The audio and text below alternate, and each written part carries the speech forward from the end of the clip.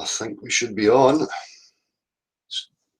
If he's there, people, just bear with me 2 seconds just to wait and see if we're on.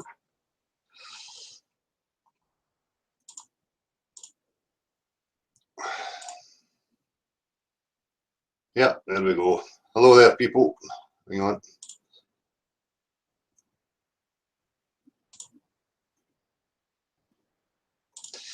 Just bear with me just to send the link here.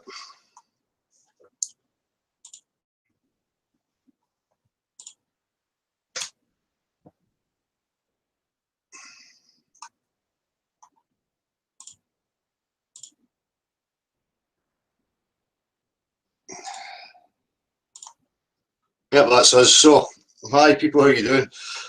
Eric will be here any minute for a chat. I'm noticing some people think that, you know, this is going to be some sort of interview, when really it's not, you know. I mean, Eric's just like any one of us, you know. He's just going to come in for a chat and hang out and say hello to people. It's really not an interview. So I'll just take this opportunity to say who I am and what this platform is. Everybody's heard it a million times before, but you know, obviously people that have heard it know. Flat Earth here simply means that the globe is no true. For me personally, and many others, the full dimensions are unknown. We do not claim that any model or map is true. We are people who are questioning the claim that was put to us, falsifying it, you know, and now we need, you know, further progress in order to establish exactly where we are. So that's about it.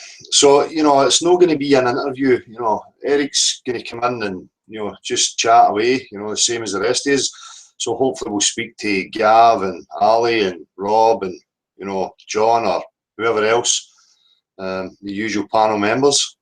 It'll be interesting. So I know some people are anticipating it is going to be, you know, some sort of interview when, you know, it's not the case. I say, I'm not here for entertain people. I'm here because I want to find out the truth about where I am. You know, and so do the other people who are here, and that includes Eric. You know, everybody wants to know where they are. So that's what's important. To say, I'm not a TV presenter. I'm not here to entertain people or, you know, be anybody's saviour, and people should stop looking for a saviour and stop idolising people. You know, we need to learn from previous and how we get into this mess in the first place and progress from that. And in that progression, you know, you need individual people, critical thinking people who can come together for a common purpose, you know, without any of that stuff going on. So I will, hang on, I'll say hello in the chat. Scotland's flat, how are you?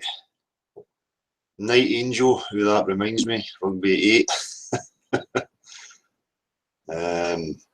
You know, I'll say it just now, I'm contemplating, you know, maybe still going live again at 7:30. Well, you know, we're not going to open up to everybody coming in this afternoon for obvious reasons. But again, later on tonight, you know, I'm considering going on at the usual time just to have, you know, the platform open for anybody who wants to come in and make a point. Jack Partington, how you doing? Jamie Brown, how are you, man? Boakaya, Addy 53.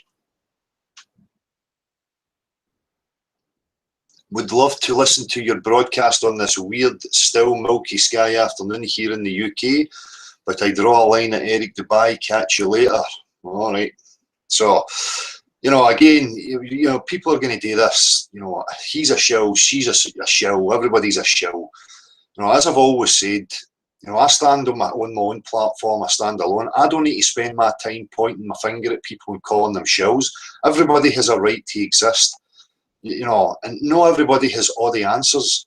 So, you know, it's a total waste of my time to spend, you know, my time calling people shills and stuff. You know, I can only focus on what's relevant, what the subject is, and, you know, what the truth is. And that's it. And if people are representing that and people are, you know, dismantling the globe, you know, and pointing out the absurdities and the lies, then, you know, I can only support that. You know, not everybody is to everyone else's taste. People don't like me, you know, for whatever reasons.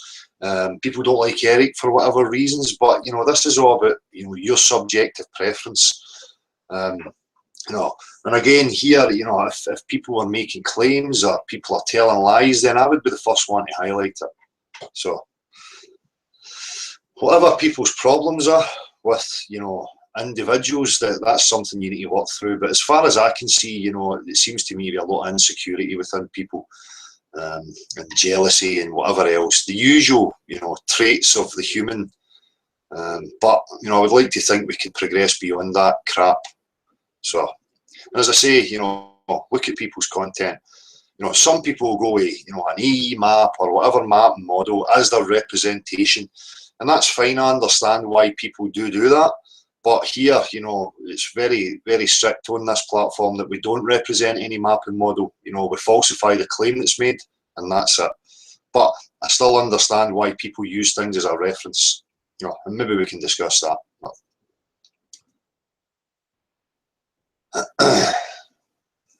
So, I'm not on Eric's payroll. There is no ulterior motives. There's no agenda. The same agenda with me has always been the same and always will be, is to represent the truth as best as I can, and to keep pushing and to find the truth. And that's it. You know, there is no, you know, agenda between me and anybody else. You know, this is purely a hangout for people who have a common goal. To get together and have a discussion and a chat, and that's exactly what it is. So if you expect an interview and you're here to idolise and whatever else, then you know you're going to be disappointed.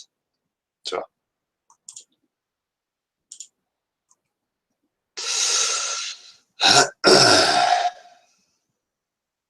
and I see that there's the usual troll hangouts being set up to leech off the back of this and to, you know, misrepresent people and push whatever agenda they have.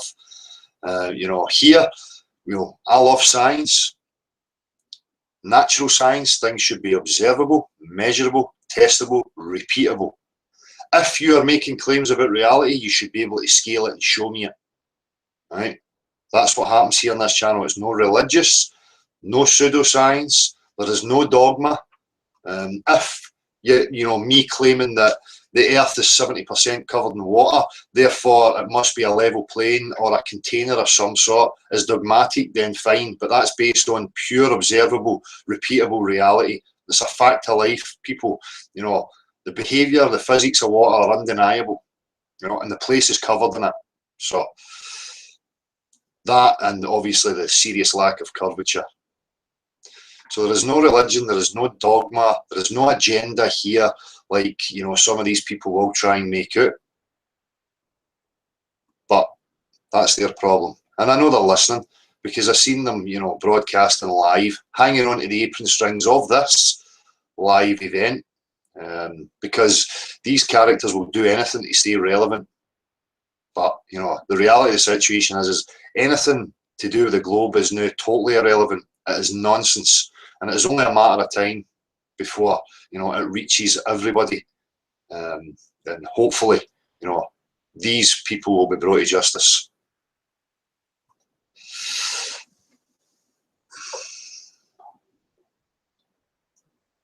And I know many people will be here to, you know, hear Eric. I can only apologise. You haven't to listen to me, but I'm sure people will be along any minute. So I'm going to go to the chat and say hello again. Boakaya. Again, later on, you know, the platform will be opened up to everybody. You know, if you want a link, you can come in and say whatever you want to say, even if you're a globe believer, a concave believer. And that was another one. I seen, you know, the character last night who had put a call out to me to appear on his live event, this concave Christ guy. But he talks to you with total disrespect, with contempt, arrogance, ignorance, and then puts up a hangout demanding that you come there. I mean, you know, if this is no displays of narcissism, narcissistic behaviour, I don't know what is. You know, I don't know about anybody else, but for me personally, you know, I like to gain a bit of respect and trust and get to know people. You know, I certainly wouldn't, you know, verbally attack someone and then in the next hand turn around and invite them into my live show. That's just not how it's done where I'm from. You earn respect. You don't just act like an idiot and then demand that I show up to speak to you. Okay? Now, your concave model, as I've said from the beginning, we could incorporate every model, every aspect, and maybe come up with some sort of truth. I don't rule out the possibility we live in, inside a sphere, but I will rule out that we live on the inside walls of the sphere.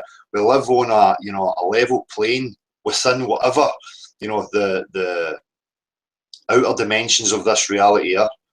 So I don't rule out, the concavity, but I do rule out that we live on the inside of the walls. It's absolutely preposterous. It's just as ridiculous as a globe. Unless of course somebody can show me some empirical proof. But again, the concave model can't even get by the first hurdle for me, which is, how does it hold water? And it just doesn't. It would all collect at the bottom, the same as the globe. Although in the concave model, it could collect at the bottom and house it. On the globe model, unfortunately, it's just going to pour off to the bottom into the infinite vacuum of space. But so, I can entertain concavity. Obviously, there's a certain concavity to it. It's holding the water. It might very well be that we, the full case is a sphere. I've postulated that before. We could be in a sphere that rotates and wobbles. You could just reverse what the globe says. We're in the inside, but on a level plane within it. So don't let any of these charlatans and liars, paint anybody in a certain light. Think for yourself, inquire for yourself, and check out people for yourself. Don't, be swayed by the usual tactics, that we always see of the emotional manipulations and swaying. Oh.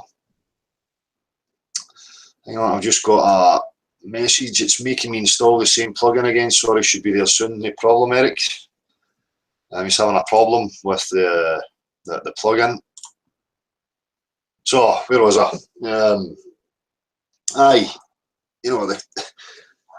At the end of the day, I can logically think, I can assess reality, look at some of the science. And again, we live in pressure. We have these, this vast ocean. It's no beyond any stretch to think that it could be a sphere that we're contained within or anything. But, I certainly think it is a containment of some kind. In order to maintain a pressure, you have to have some sort of sealed unit with maybe inlets, outlet valves. I don't know. I can only go by what, I see in practical reality.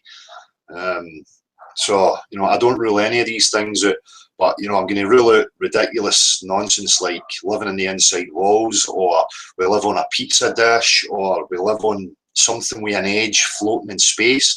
These are ridiculous cartoon ideas and images that, whoever have pumped out there and people have adopted.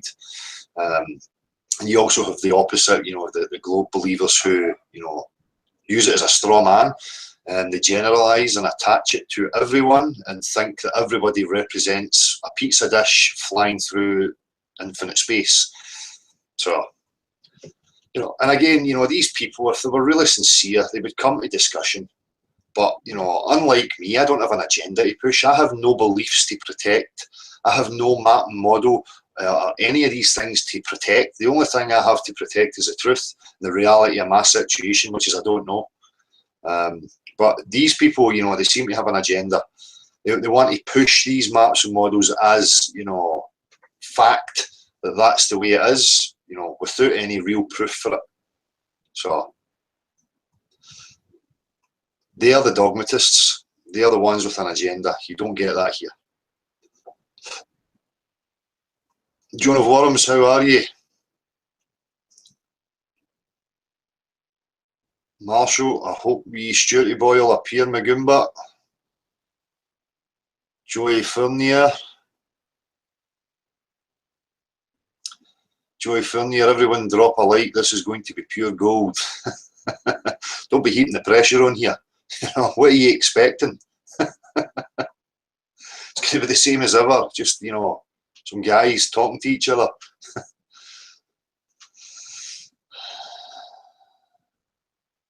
TLU, there was a college university study that actually revealed, after measuring scientifically, that multiple states like Kansas and Florida are literally flatter than a pancake. I don't doubt it. That's the point, As I say, I'll say it, I keep repeating these things, that you hear so many people talking about instrumentation for measuring. And for me, the water is more accurate than any of these measuring tools that man is inventing or creating. So, I can, these images that NASA show, we can discount all that because we know what observable, testable reality is. It just really doesn't count.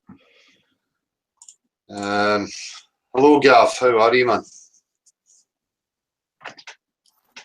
Hi, excellent, man. Thanks. You hear me okay? Yeah, I'm all right. Yeah, the house full of guests. Sorry for being a bit late, but I see I'm not the only one. So. Yeah. No, Eric's having a bit of trouble with the plug-in. I think he had a wee problem when I spoke to him earlier, so okay. We'll get it sorted shortly. Can I cut in, Dale? I've just had somebody, Forbidden 303, in chat saying that Firefox is no longer supporting the live Hangout thing, which I mentioned the other day. I'm having to use Opera. Maybe it's worth suggesting to Eric to switch to Opera as the browser. You don't need a plugin for that, and it should just work. I'm not sure if he's heard that, so switch to Opera. Yeah.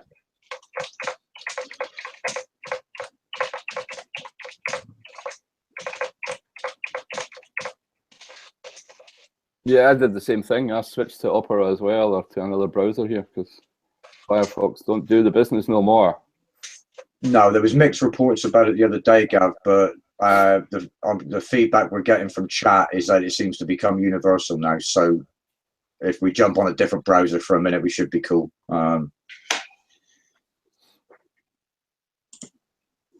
Sorry, do we need to move? Is that what you were saying there? No, I mean you're still running, Dale, but anybody that's having trouble needs to bail to Safari or Opera or something different. Cool. I'm sure he'll get it figured out. I've messaged him there just to say about the Opera, in case he's not heard it on this. So aye, Gav, you had a good time, your party, mate, aye? Aye. Well, I've got a house full of guests still, so. Expect interruptions then. Well, I hope that it doesn't get too loud next door. Yeah. At the mute. I've got my daughter's birthday, and she's got her friends round. They're sitting in there next door discussing the flat Earth, so just leave them to it for a while. Excellent. So I enjoyed the last one about the natural perspective. Aye, good. It's a topic that's interested me now for quite a while, just how all that works and where we went wrong. Do you know what I mean? And understanding it and what to do about it, because when you look at things like perspective geometry, which used to be on the curriculum in schools, they've stopped it now for about 200 years. Yeah. It was a complete science in itself, because it was key to architecture, draftsmanship, navigation, and lots of things were key to learning, about perspective geometry and how it works. It wasn't just artists that were interested in it. Do you know what I mean? It had a lot of ramifications for the construction industries and everything. But you don't get taught it anymore, Yeah. So I think there's still a huge confusion out there as to how that actually works, and I said it in my video, I'm fed up looking at all the shite they talk about, the curve and all that stuff about ships disappearing over horizons, and it's pure nonsense, it's all in your eye, and that's where the curve is, so. Well, that's it, it's the absurdity, a ship going over, convex, curved ocean. We know that to be an absolute absurdity. So when you understand that, then obviously it brings you back to optics and understanding how the eye works. Absolutely. I mean, that's one of the great things about waking up to the fact that it's not what they tell us, because it allows you to take that as the standard. We know it's not right, so you can go back and look at other things in a different light. And it allows you to dig deeper and expose these things as well. Things that don't get talked about, information that doesn't get conveyed anymore. Because there must be something there. Otherwise that they wouldn't be lying. That's it. So it's a fairly easy logical step to take. Yeah. You can see that with the curriculum. We spoke about that before with the trivium, the liberal arts, and why these things are not in the education system, and it becomes pretty apparent very quickly why they're not in the education system, because you can't have critical thinking populists running about the place. Well, we don't want that, do we? When you're trying to monopolise and manipulate for your own ends, so. Absolutely. Yeah, I mean, even so, there's some things, this whole 17th century, where there seems to be most of the shenanigans going on, whether it's this, these same players, but there's also huge movements in mathematics and physics around that time, when you look at all the major players, a big part of that was the so-called Scottish Enlightenment, around the time where there was a lot of these people that had amazing inventions, and a lot of the mechanical world of today is built around what was discovered or created back then, and now it's been I don't know, hijacked. I don't know if that's the right word, but a lot of the stuff is now abstract algebra, group theory, set theory. Mathematics has taken a turn in the direction away from geometry, and that stuff just doesn't get properly connected anymore, so people are just not correctly informed about what it's about, and then it's easy to tell the stories. That's it. That's it. People don't realise that it is just a language.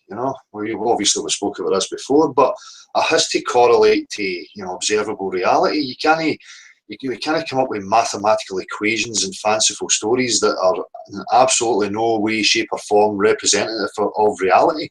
No, absolutely. I mean, if you remove natural substance, from the whole introspection of mathematics, right? So it's not tied anymore geometrically to nature's forms, to nature's, things, like that we are. And if you remove mathematics and separate it from that, then it has no basis anymore in reality, So, that's I think what they've done in a lot of different subjects. They've taken, nature or us out of the equation, and then it's easy to fill up that gap with nonsense, Yeah. Sorry, I'm just going to copy this again. Eric's having trouble.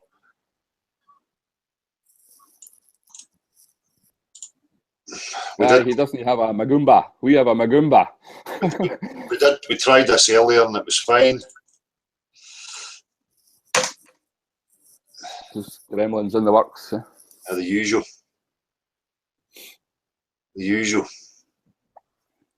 So I'm doing another part to that series as well, to do some more practical examples, just to drive it home. I want that, how should I say, that whole topic put to bed, so to speak.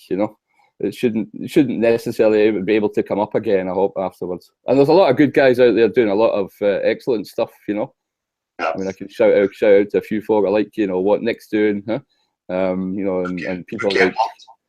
Yeah, exactly.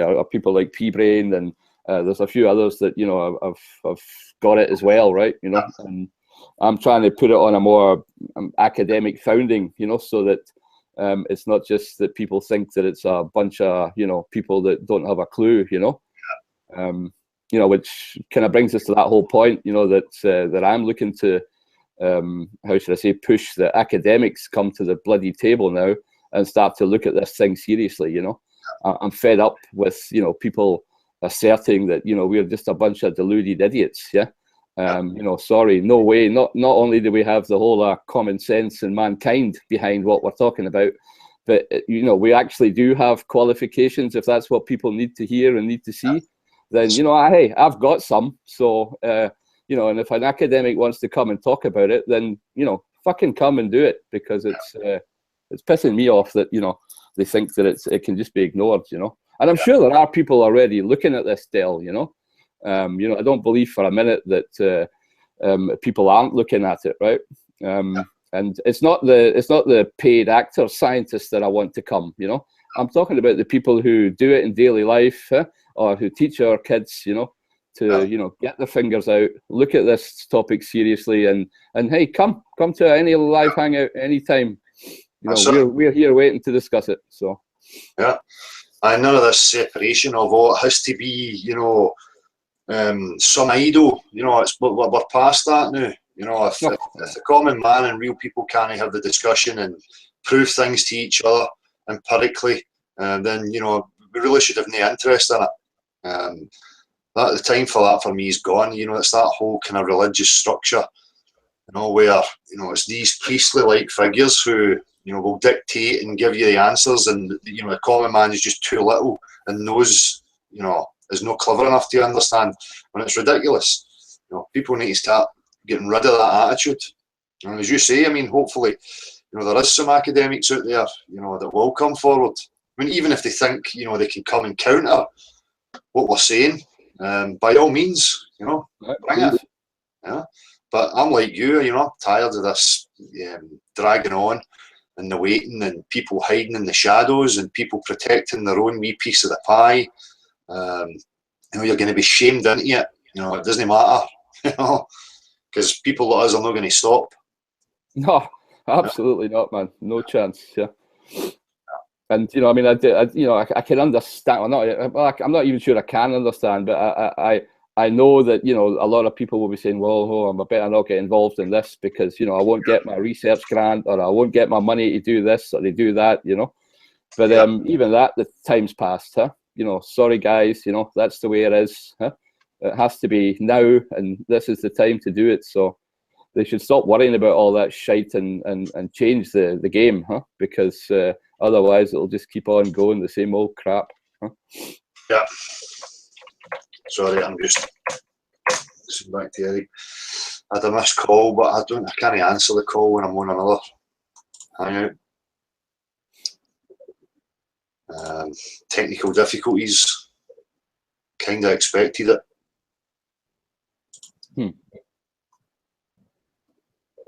You want me to drop off and see if I can help him? Aye, if you want me, aye. Or maybe Marshall's already doing it. I don't want to. No, Gav. I mean, that's probably a credible idea, dude. To see if you can steer him into opera and fire it up through there. Yeah. Yeah, I'll go and do that. Never met the man, cool. so might as well do it now. Okay, I'll just drop out and dial back in a minute then. Try and reach him. Nice one, dude. Okay. I don't know what's happening because, as far as people are concerned, Eric's in the CIA and all this, so why are the CIA not helping to sort out the link? Seems like real person issues. Yeah, in that respect, we should be getting, full high definition streaming, shouldn't we? Saying it just keeps making him start his own hangout. So I'm not sure how to resolve that. He must be using. That's what happens if you try using Firefox with that link. Right. So he's got to drop out and use a different browser. Yeah. Hang on.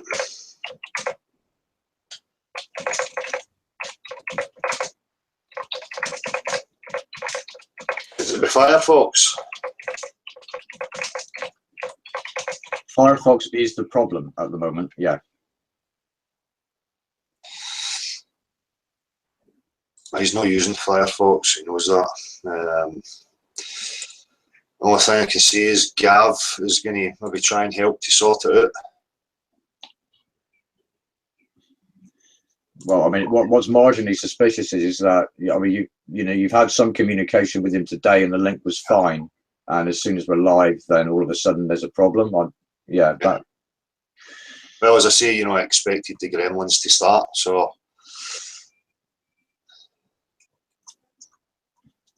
maybe it's down to Stevie. He has been cursing us in the chat box. Oh, well, I was cursed again last night. He's had to go and sit in the corner, I'm afraid. Yeah. So we can only apologise, people, for the technical difficulties. We'll see if we can get it resolved. So Gavin's away to see if he can help.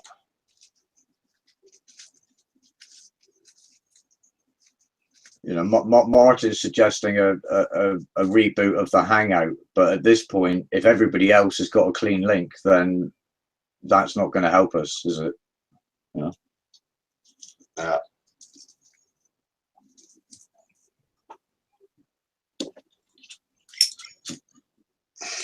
Well, this is the thing, you know.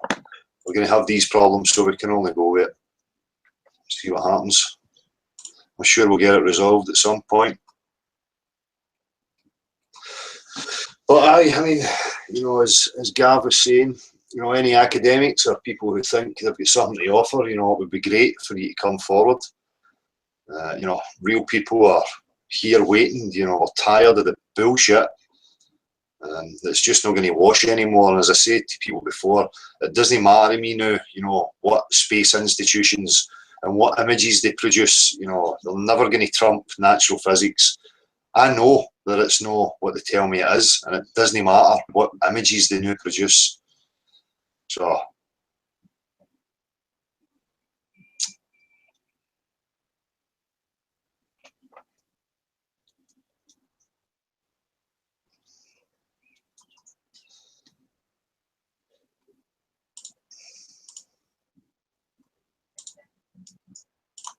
sorry, bear with me 2 seconds.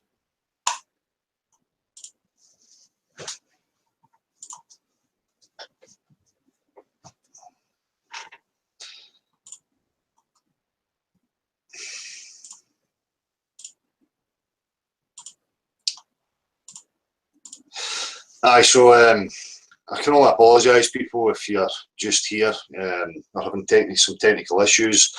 We're hoping we can get it resolved, and Eric will join us shortly. But until then, I'm just going to waffle as usual and see what's happening in the chat.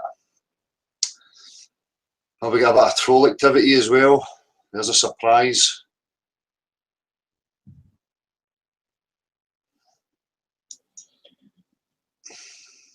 Name of Gavin's channel, please. We'd like to see his videos. It is Vortex Puppy.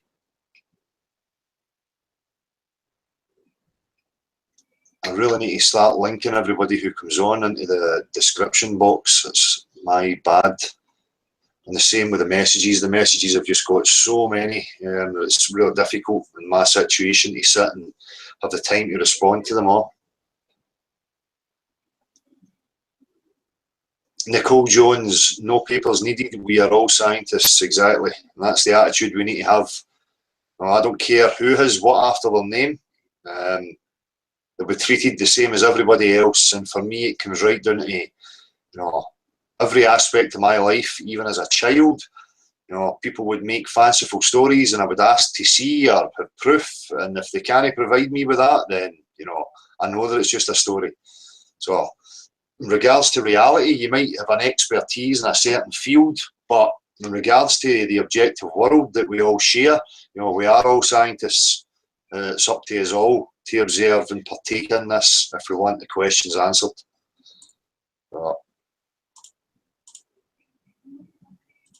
Sorry, Marshall, you going to say something there? No, no dude. As always, I'm distracted in the chat box, just keeping up with what's going on. So it's a lot quieter without Stevie running off at the mouth. I know that. Well, that's it. I'm just reading spectacles. People hating. I know how that goes. Don't forget the liars and nutters. Well, you know, why are people hating on each other? That's the whole point about this subject. It's about the objective world. It's not about whose personality you prefer, you know, or who done what in their own personal private life. It's about who's bringing what to the table in regards to the whole question, you know. I'm not interested in who you are in your personal life. I can only go with the content you offer me in regards to this whole question, and that's it. And I've said it before, if you're looking for the manipulators and the players, look at these people who continue to focus on nothing but persons. You know, and that includes the ones who are watching right now and running their live shows, you know, off the back of this. You misrepresent people. You tell lies. You're not offering anything to the discussion. You know, you make out that people are religious crackpots, this, that, and the next thing, when really it's not the case. I'm just the same as everybody else. I believed I lived on a globe for 37 years of my life, and it was a belief. I believed it. It was a blind faith because I had never really looked at it. And when I did look at it with a critical mind, you know, it didn't take long for me to see that it was absolutely preposterous, an absurdity that I'm now glad to be rid of. So I'll look at the globe and everything that it done as a cult. And I am now an ex-cult member of the globe. So stop focusing on people as a person. You know, it's an objective question. It's got nothing to do with who we are personally. Right? The very fact that you've got nothing to offer tells me everything. Oh, hello, mate. Can you hear us? I can hear you. Can you hear me? Yeah, I can hear you now, man. Nice one. Excellent. Oh, I had cool, to Aaron. download Glad you could make it, Opera. mate. Hey, thanks. Sorry about this. We did a practice call with Internet Explorer. I knew Firefox wasn't working, so I downloaded this plugin, and then when I redid the link for the live show, it kept giving me an error, making me download the plugin again, and then having me start my own Hangout. So yeah, I've just had me download Opera, and so now I'm on Opera, and everything seems to be doing all right. Yeah, well, no surprise there. I'm back, guys. These young digital natives, they need these old people that still can play with punch cards to help them. Yes, so. Sorted. All Nice. sorted. Good. Nice. Hi, Eric. Hey, all. Good to see you. So you know Marshall, Gav. You know, I'm not sure if Ali's going to appear or Rob. But I was going to give you the whole. You familiar with the Austin Powers films? Familiar with what? Austin Powers, the movies. Austin Powers. No. Yeah, definitely. I was going to introduce you as that. You know, I give to you the very sensual, the very tight Austin Powers Faja. Doesn't work too like that. No. Technical difficulties. So, yeah, I'm glad you could make it, man. As I was saying to people, you know, I think people thought it was just going to be an interview, but no, not the case. Format, just hanging out and discussing proofs and not taking any nonsense. I like that you take all comers, but that you don't veer the discussion way off course into la la land like they're always trying to do, and you keep it back to, as you say, observable, repeatable science, and that's exactly what people should be doing. That's why I support you, and I think more people should be doing the style of activism that you're doing. I think it's excellent. Cheers, mate. Cheers. And that was good. It was good to see that, you know, that you supported the activism. That tells me a hell of a lot about people, you know. And if people are really serious, then we need activism, you know. Standing still, just chatting, chatting to the choir is not going to get us anywhere, is it? So. Yeah, well, we got the choir singing pretty loudly now. Everybody's going to have to turn around and pay attention. Yeah. Yeah, I mean, one of the things I just love about the activism too is the people you meet. I mean, not only is it a real, how should I say, a real meeting between two human beings instead of it all being online, but you do notice that you don't have all these characters that you have online. Huh? You know, you just have real people, the way the way we all know real people, right? And that makes the whole, I don't know, the whole encounter much nicer. Yeah. So. Yeah, you have to be a bit more civil in person. People are going to treat you better than as a faceless YouTube account when they can just kind of say whatever comes into their subconscious. In a face-to-face interaction, people aren't going to be quite so brazen. I think that plays a part on people, though. I think they would know that, you know, that can sway people and stop them from actually, you know, going out and being active with the public because they're so scared of that type of reaction. And we have heard it from people, you know, they've got that apprehension. But really, when you just take the plunge and you go out, you see how, you know, willing people are to have that discussion with you and, you know, be open to the possibilities, you know. It's great. Yeah, well, yeah, especially when you present it the way you're doing, which I commend you for, Del. The way that you bring this up, like I said, the way that you stick to these few really solid points, the levelness of waterity of water to conform to the exterior of a shape, the impossibility that there can be a positive and a negative pressure system existing side by side without a barrier in between. You bring up these actual scientific points with people, and when they try to go off into, yeah, but what about the rotation of the stars going this way? It's like, no, we're talking about the Earth here.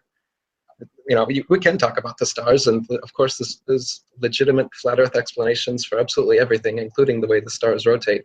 But point being that people, instead of sticking to your arguments and the science that you're presenting to them, they want to go off into these other things where they can,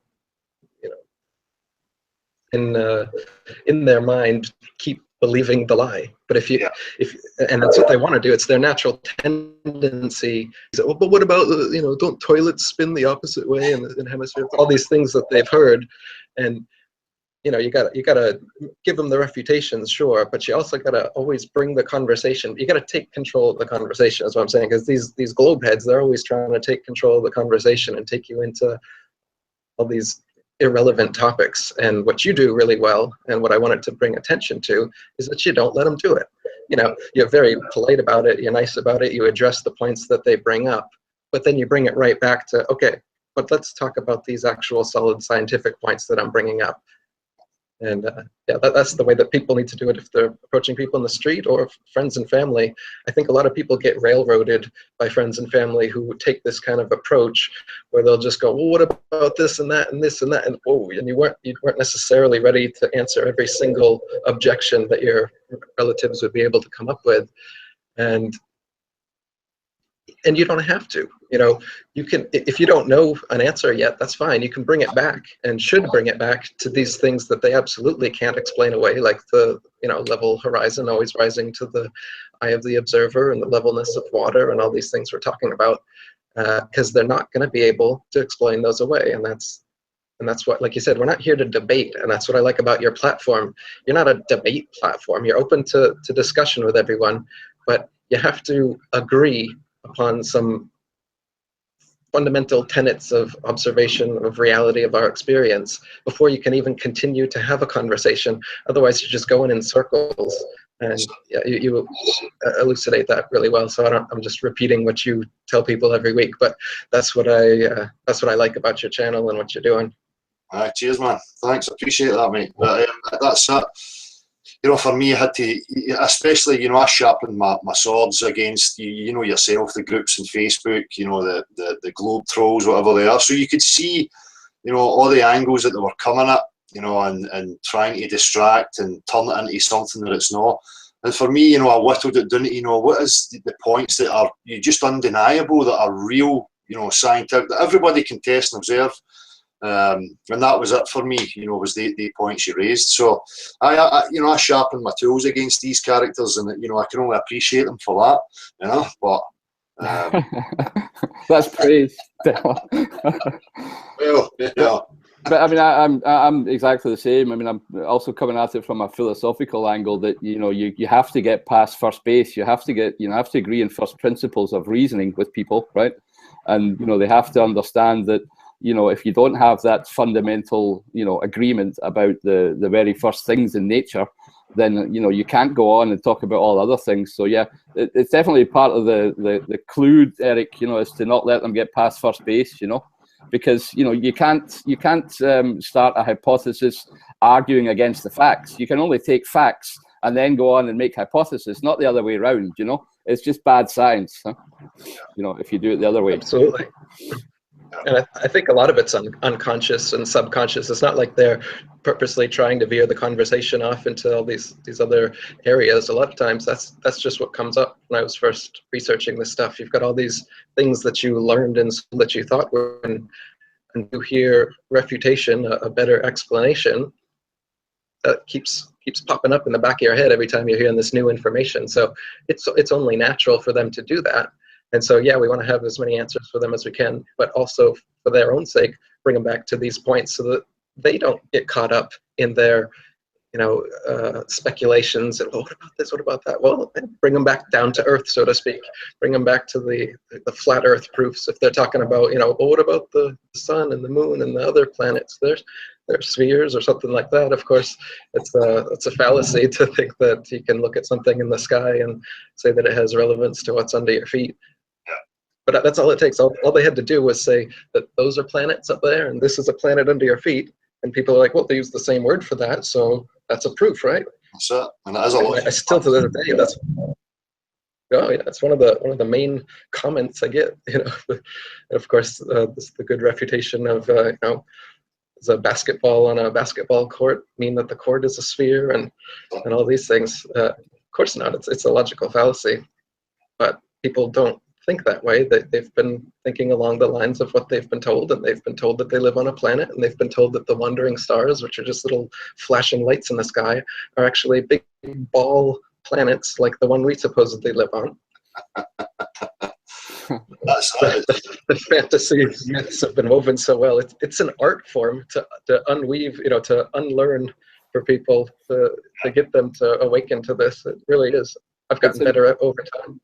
It's embedded also in the language, it's very deep as well in the language, how words are used to, if you like, manipulate those, mind ideas that people have, and how, two words, sometimes there's not a word for what you want to say, and then other times there's 5 words for the same thing, or they're identified, they're equated at least, so it is very difficult, and people flee to their comfort zone, which is why I think, oh, well, wait a minute, this water thing's a bit difficult for me. Let's go back to the sky because, I feel comfortable there, mentally comfortable because it's what I learned. And so I agree. It's not deliberate by people. It's just the way we've been conditioned to think. Yeah. Yeah, as I say, people they're not educated in grammar, logic, rhetoric, so they don't really understand these things. And when you're saying words like sophism and you're trying to explain to people, they've taken clever argumentation and implemented that, and that's all they really have done. It's like looking at the sky, look at water and the vomit comet. As long as they can implant the image in somebody's mind, look, water does behave like this. That's what people need. But then you're trying to say, look, that's not a representation of reality.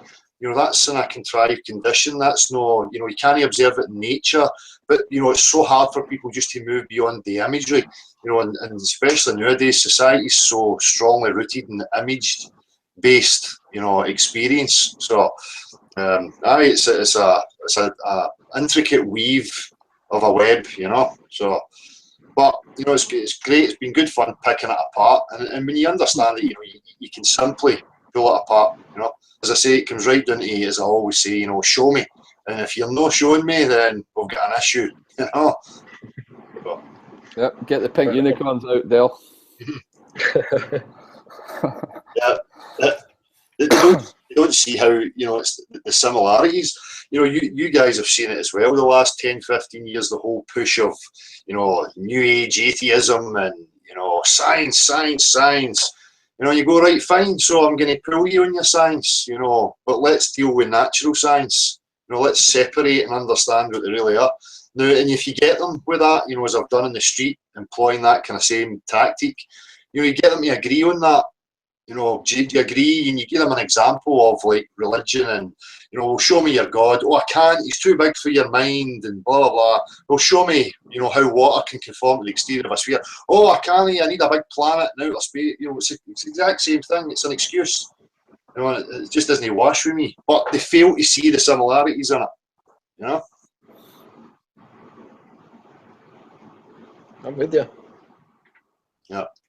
No, I mean, we're conditioned to see the same thing. I mean, it's the same as the infinite expanse of space and nothingness is also the same. We're told the same story when it gets smaller and smaller as well.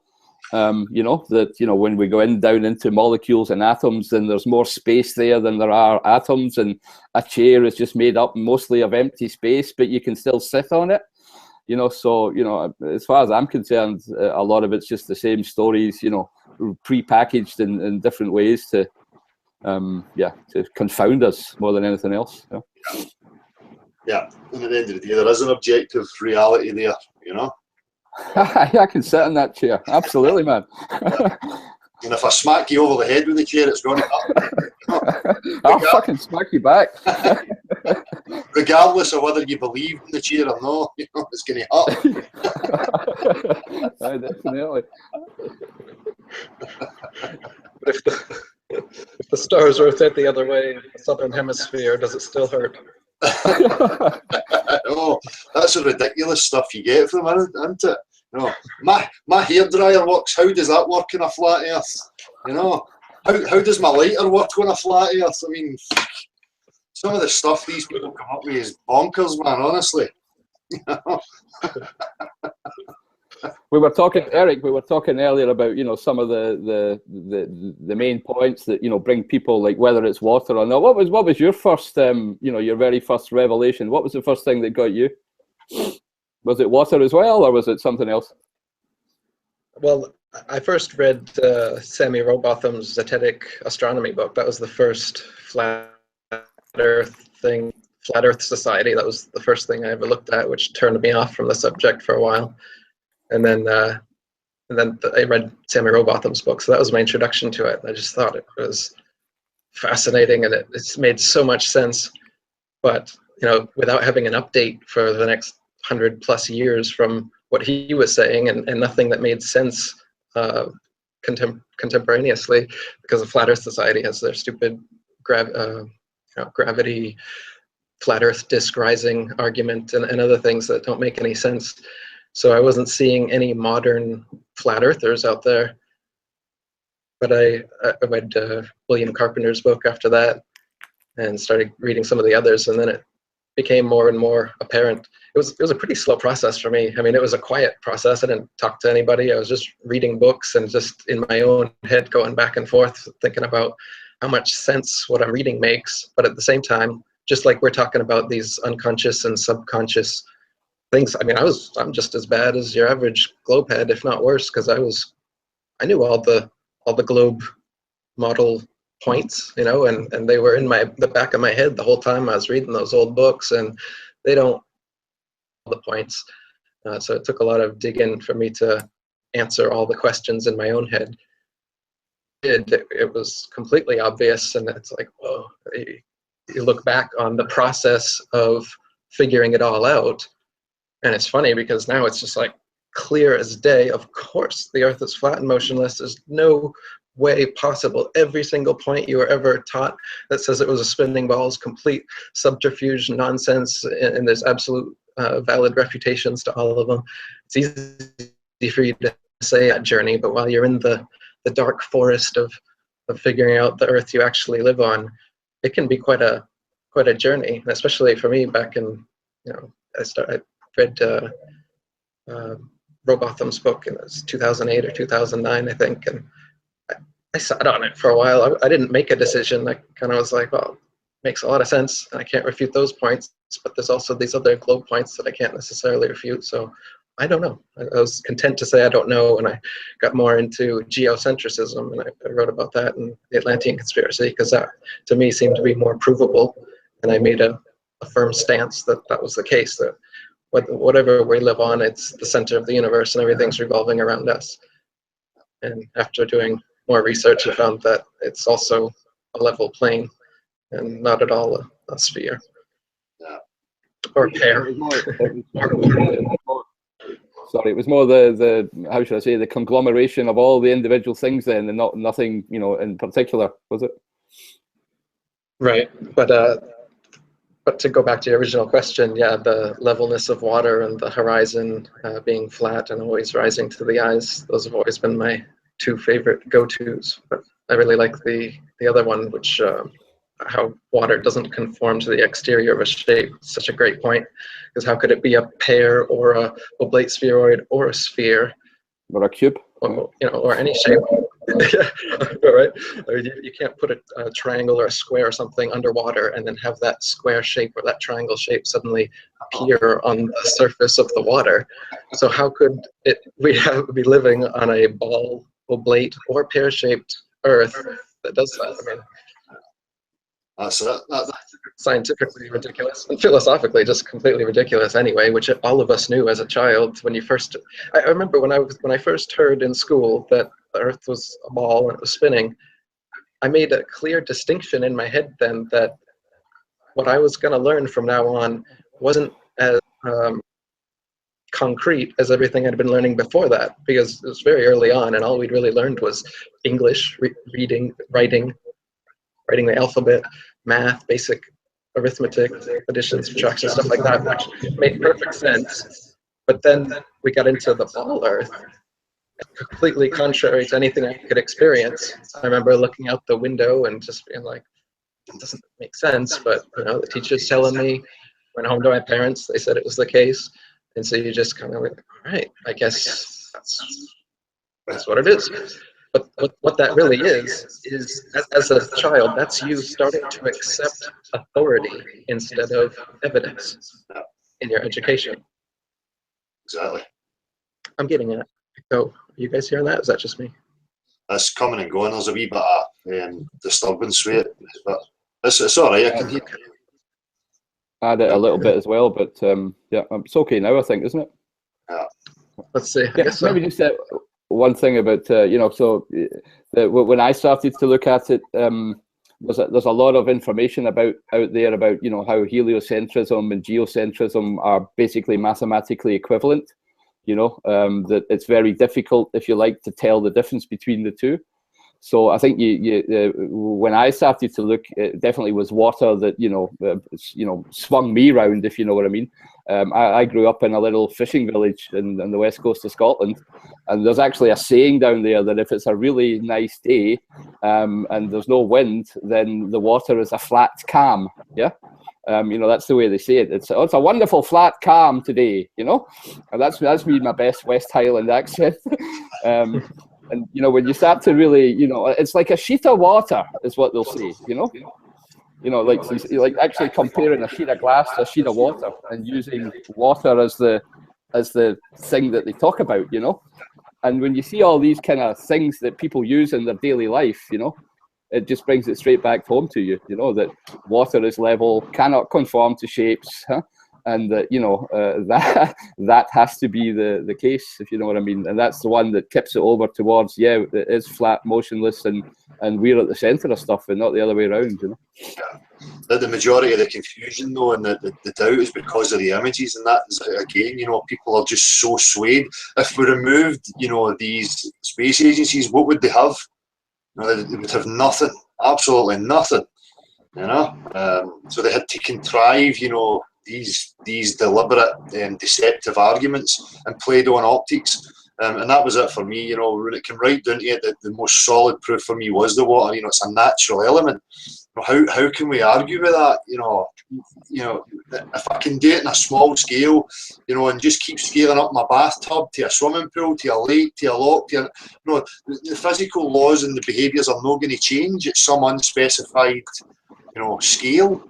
It's ridiculous. So I was the same. I went through the emotional process, but I knew right away, going back to childhood, when they're saying to you about the oceans, and that would be on your mind. You're going, how, you know, the water would fall off the bottom, but I'll just ignore my rational, logical mind because everybody else is saying it's a globe, so therefore I'm wrong. You know, but you say you look back now and you can see it so clearly. Yeah. But Ali, how you doing, man? You all right? Yeah, how you doing? How's it going? Okay. Yeah. No, sound.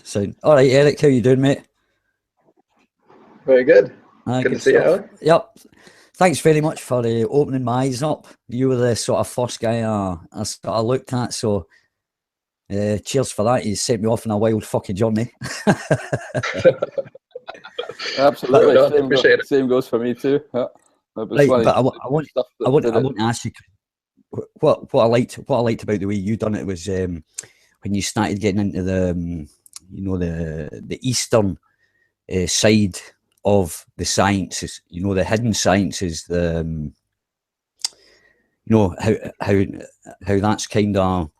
that's where the science kind of started from, and then it's kind of travelled over to the West here, and we've kind of lost or they've kind of poo-pooed all the energies and stuff like that, yeah. Yet they seem to have replaced it with these mystical forces. And like if you know this, all these, antimatter, anti-neutrons, anti-everything, it just seems to me that they're just using the old esoteric, hermetic, science of the old days, like what you talk about, like the Egyptian times and the old Vedic times and that. So I was just wondering if you'd noticed, or what your opinion of that was, kind of. Positive and negative, yeah.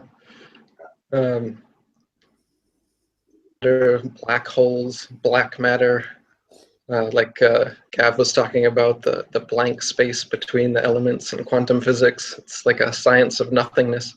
Yeah. But at the ultimate levels, I think that that's as far as you're going to get, because ultimately the physical world comes from the non-physical, comes from consciousness.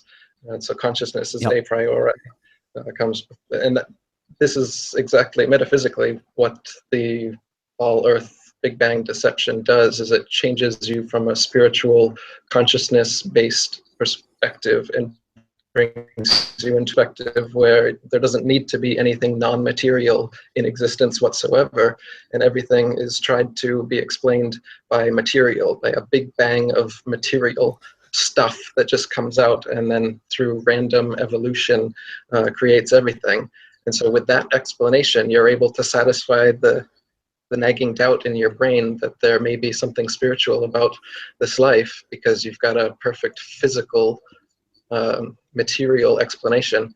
So this is another subtle thing that the whole indoctrination does to people, is it removes them from their spiritual core, from consciousness, from like the Eastern teachings basically say that if you try to figure out who you are, you're going to find out that you're not your body, because your body dies, and every cell in your body regenerates every 5 to 7 years. So there's nothing remaining there, yet you have this feeling of I am at the center of you that never changes since you were a child. You remember it, and that thing is there.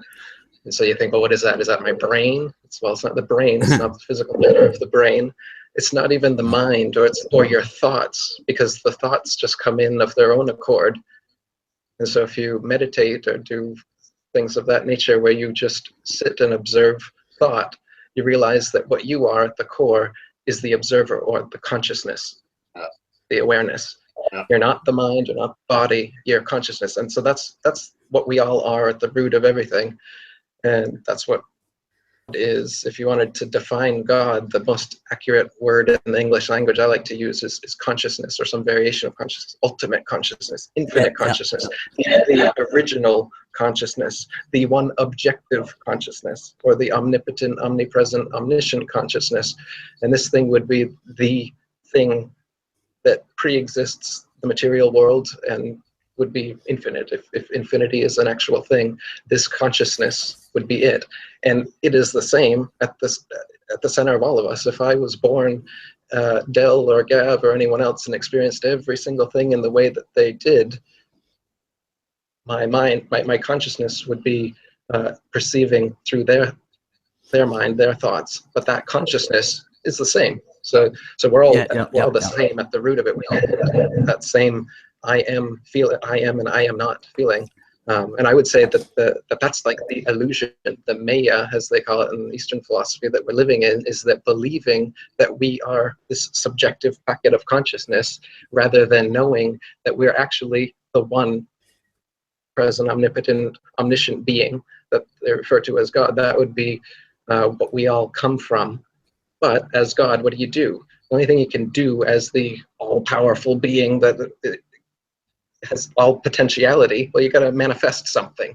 So you manifest a physical world of duality, of opposites, and you even place things like a sun and moon above them to show us this yin-yang of reality, so that we know that we're living in this duality, this illusion of duality.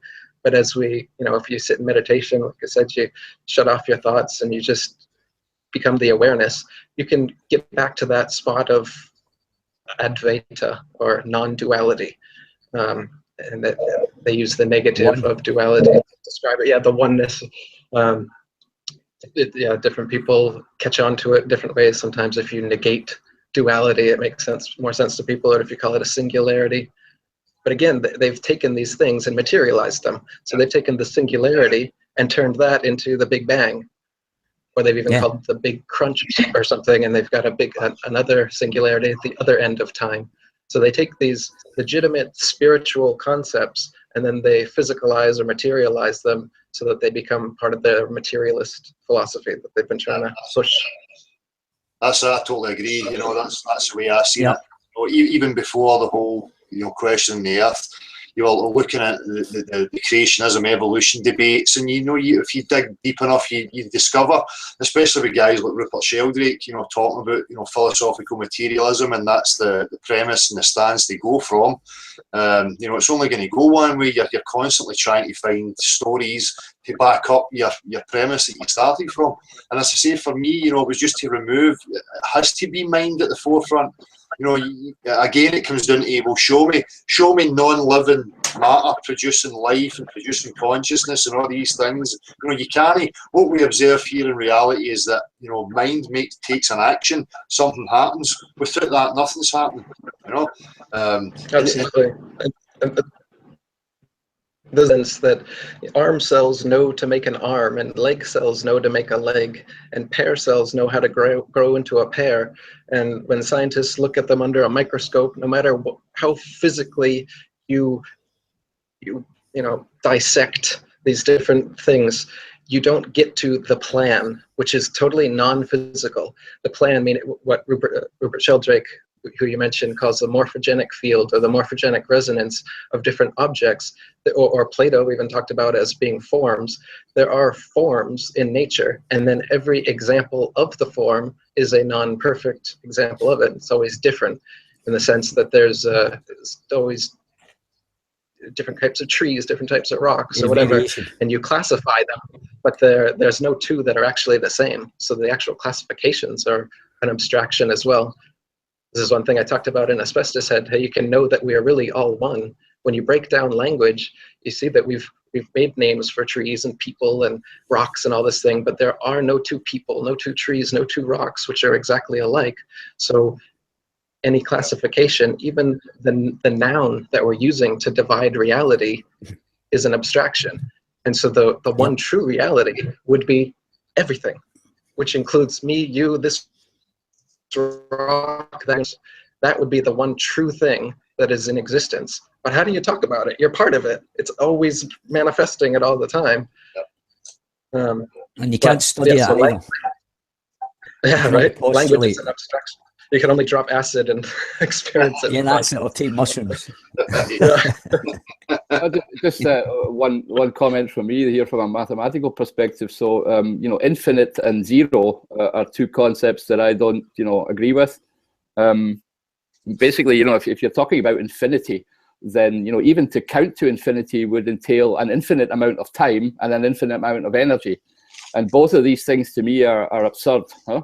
Because, at least I can't imagine it. And I think people who do try and imagine it or think they imagine it are just imagining themselves imagining it, but they're not actually thinking about it, yeah? And zero is the same concept. Right. If there's zero, if there's nothing there, then there's nothing to talk about as far as I'm concerned, And if you look at nature, then these two things don't exist, right? I've never seen an infinite tree, and I've never seen a zero tree, yeah?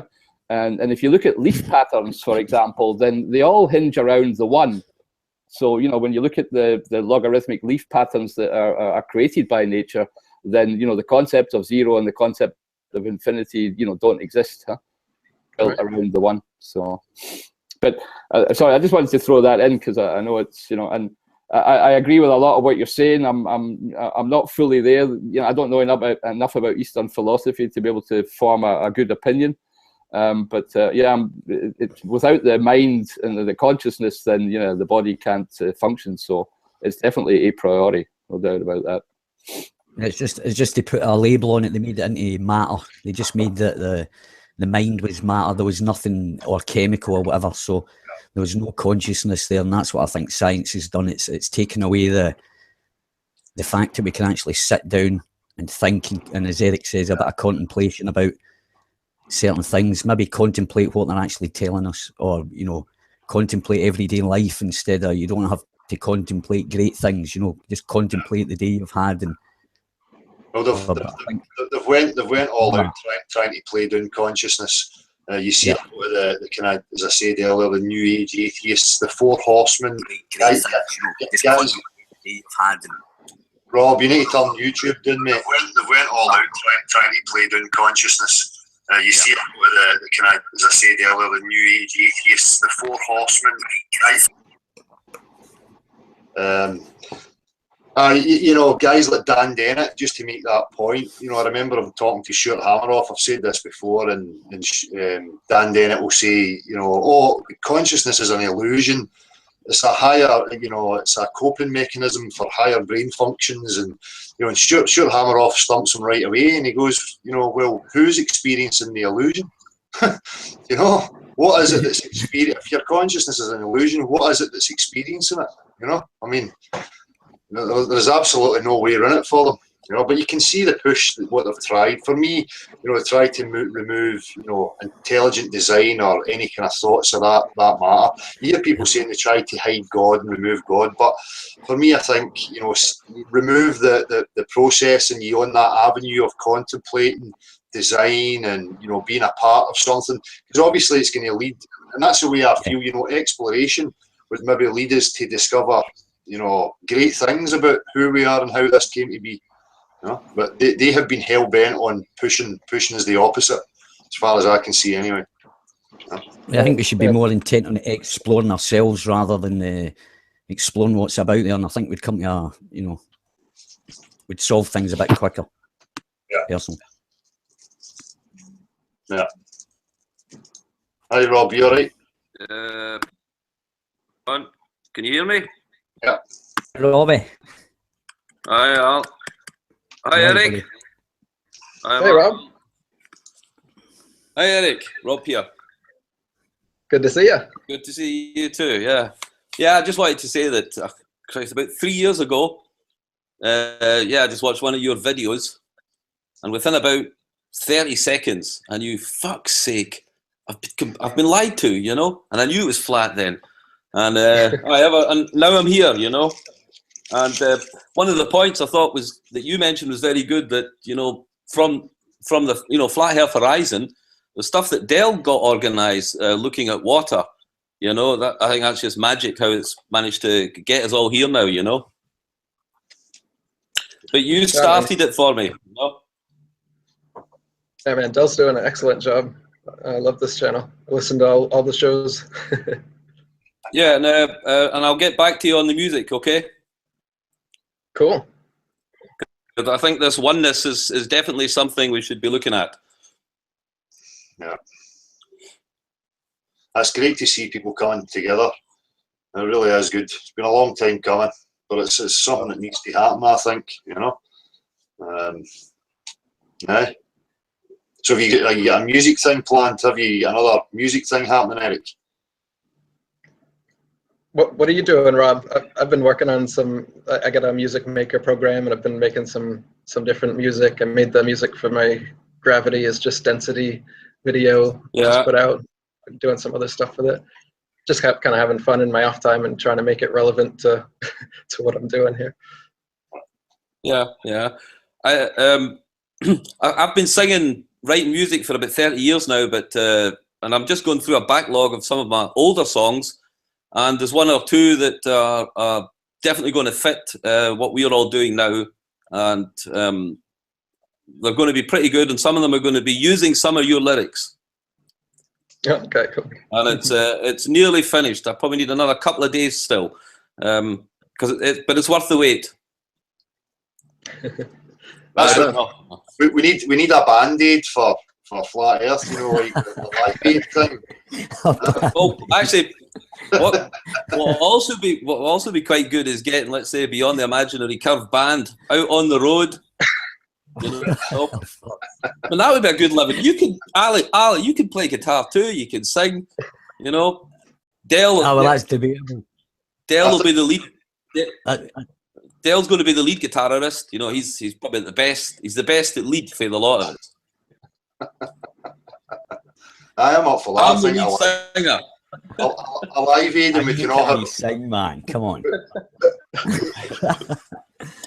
No, your whole family's talented. The whole family, absolutely amazing. I spent a great time down there, guys. It was amazing. Brilliant family. No, but Ali, you know what I was thinking? You know, like a big show, and Eric as well. You know, a big show with, you know, all musicians that want to take part in it.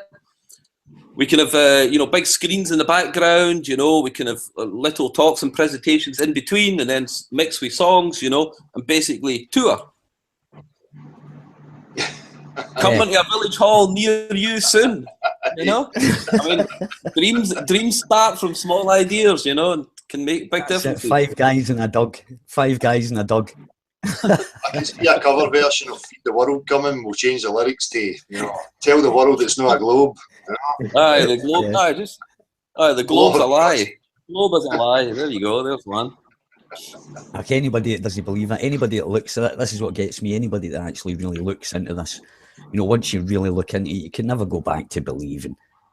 I mean, you're just lying to yourself if you go back to, you know, believing in it, you know. Yeah, I mean, that was one of the. In my opinion, I could never go back, you know. No, and I think Eric made a nice picture. Once you go flat, you can't go back. I mean, we're telling everybody this. You know, it's a catchphrase now, Eric. It's the chorus. It was the chorus of my first rap song. Cool. But that's what I'm thinking. That's what the thing that gets me is with the science is I kind of believe that the science has been driven specifically just to do away with, you know, they've seen a big awakening coming. You know, people were getting pissed off of being controlled and stuff like that. I think religion was losing its hold, and then science came along, and it seemed to all kind of happen in the 1700s. Around that time, after Newton's time, there seemed to be a big push. And all the old stuff was dragged up, you know, all the oldies, all the old favourites and that got brought back out. I think that was basically him doing the damage control with like Kyrie Irving coming out, and then immediately the next Monday, Neil deGrasse Tyson is on Joe Rogan's show talking about Ball Earth, and that week the whole buzz from NASA was that they'd found 7 more Earth-like planets, and so they got up more CGI going out to hypnotize the already brainwashed public, so they won't listen to any of the basketball players coming out telling them otherwise. That's it.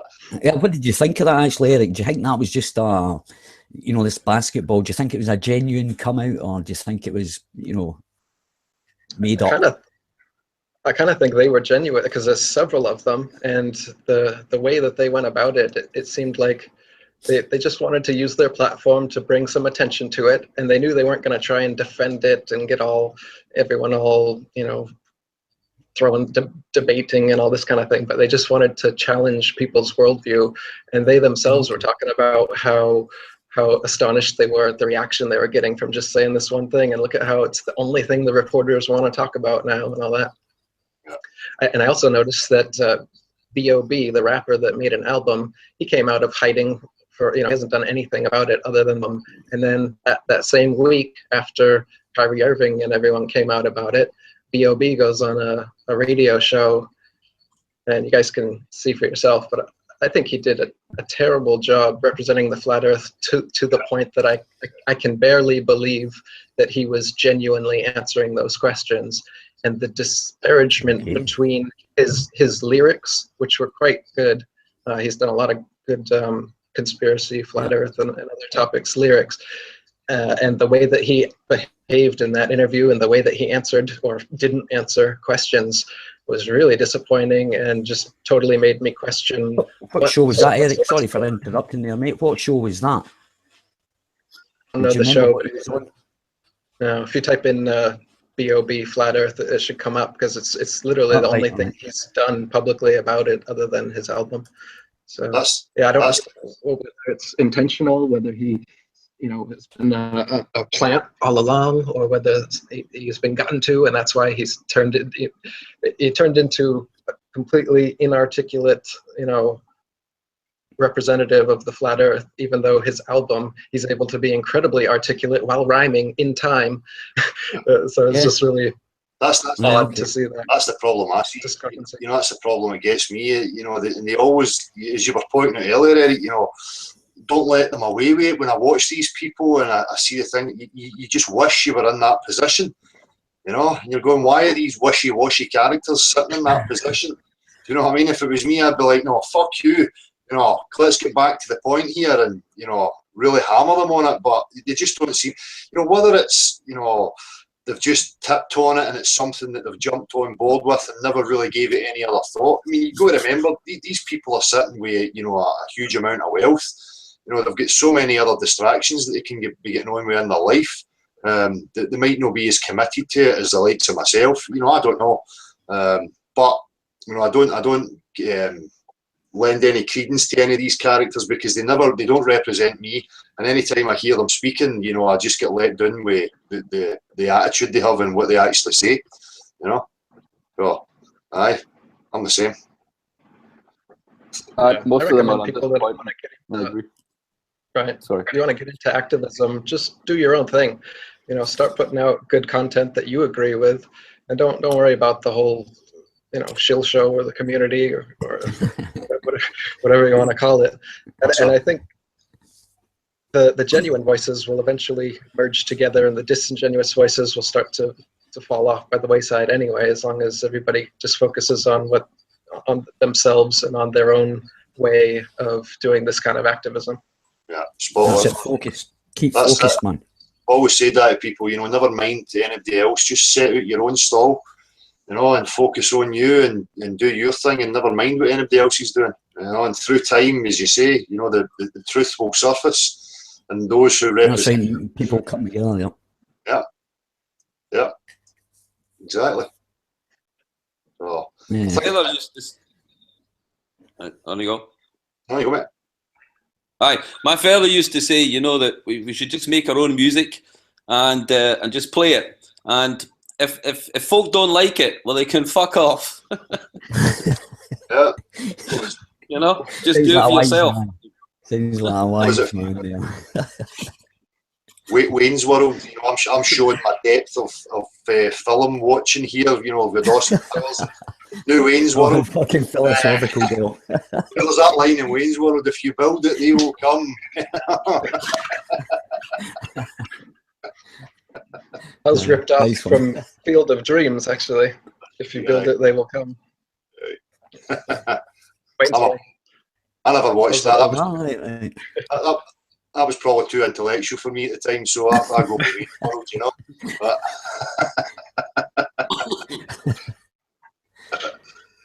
No. I'm sure there's more to you than that. It's all surface stuff, Ali. I'm really shallow, mate, you know. No. So Eric, I was going to ask you there.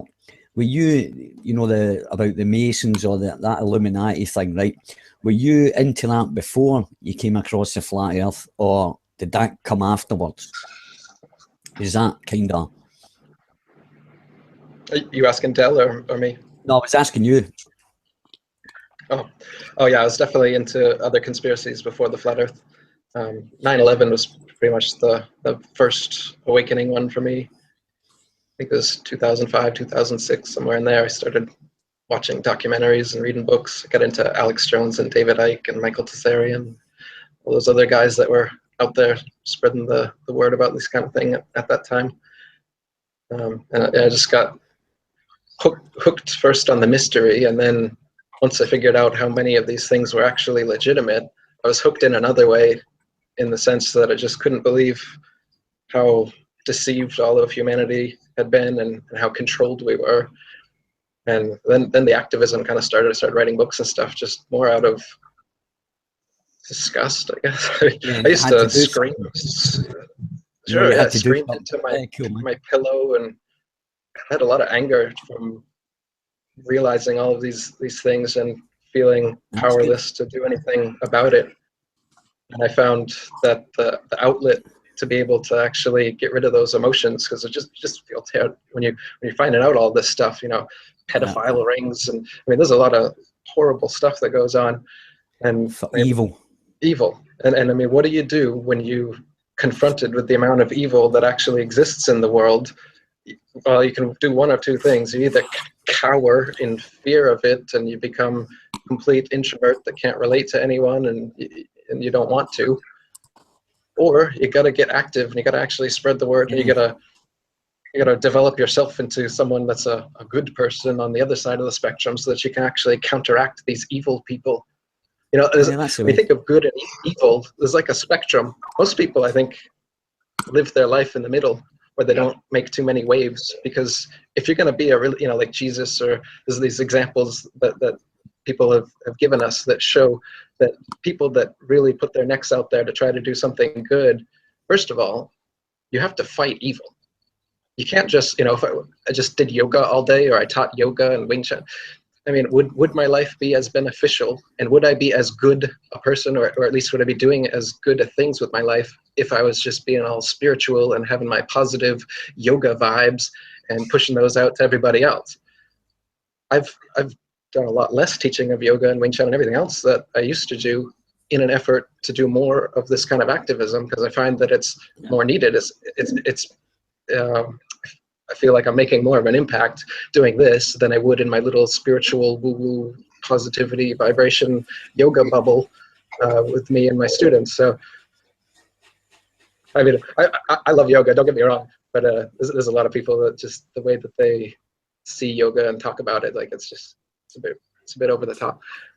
So when I think of a good person, I think of somebody that is taking on evil, like the people that went to Gaza with the flotilla to deliver food to Palestine, stuff like that. That's amazing to me. Or, Rachel Corrie and some of these people that they've died for this, and I don't know. There's countless examples of people that have just stuck their neck out so far that it got chopped off, but they were being as good a person as you could be. And there's not many people like that. I don't think there's many super evil people either, really. Most people are in that middle spot where they don't rock the boat and do too much. But the problem is, if you've got these evil people at the top running everything, and then you've got a mass of people that they don't participate in evil, but they're not exposing it or helping counteract it or creating new things to move beyond it. Is your life effective? Is your goodness effective? So I think the goodness, the best you can do is to fight the evilest evil you can find. And the people that are controlling the world here, like I said, the pedophile rings, sex slavery, murder, war, there's things going on that are just terrible. And I don't think I don't know how to fight these things either. Of course not. But I mean, the first thing you got to do is sound the alarm. So I mean, I feel like that's the stage that myself and anybody that's conscious and trying to do good is in right now. Is we got to get a critical mass. Yeah, but it's not having a view of where you're going to go. That's the same for me. It's just like, get that passion to keep out in it in every aspect that you possibly can, without knowing where it's going to go. I don't have an idea where it's all going to end up, but I just know that I want to shout loud about the absurdities and the nonsense that's going on. And I think you're right. I've said that before. It seems to be, there's activists on our side, and there's activists and the evil, whatever people want to class it as, and it's just about vying for the attention of those in that middle section. And if it's people with good aspects to them and with good intentions that are leading that, then fine. But right now, the way the system is and who's running the show, it's no good for somebody like me. I just don't agree with it at all.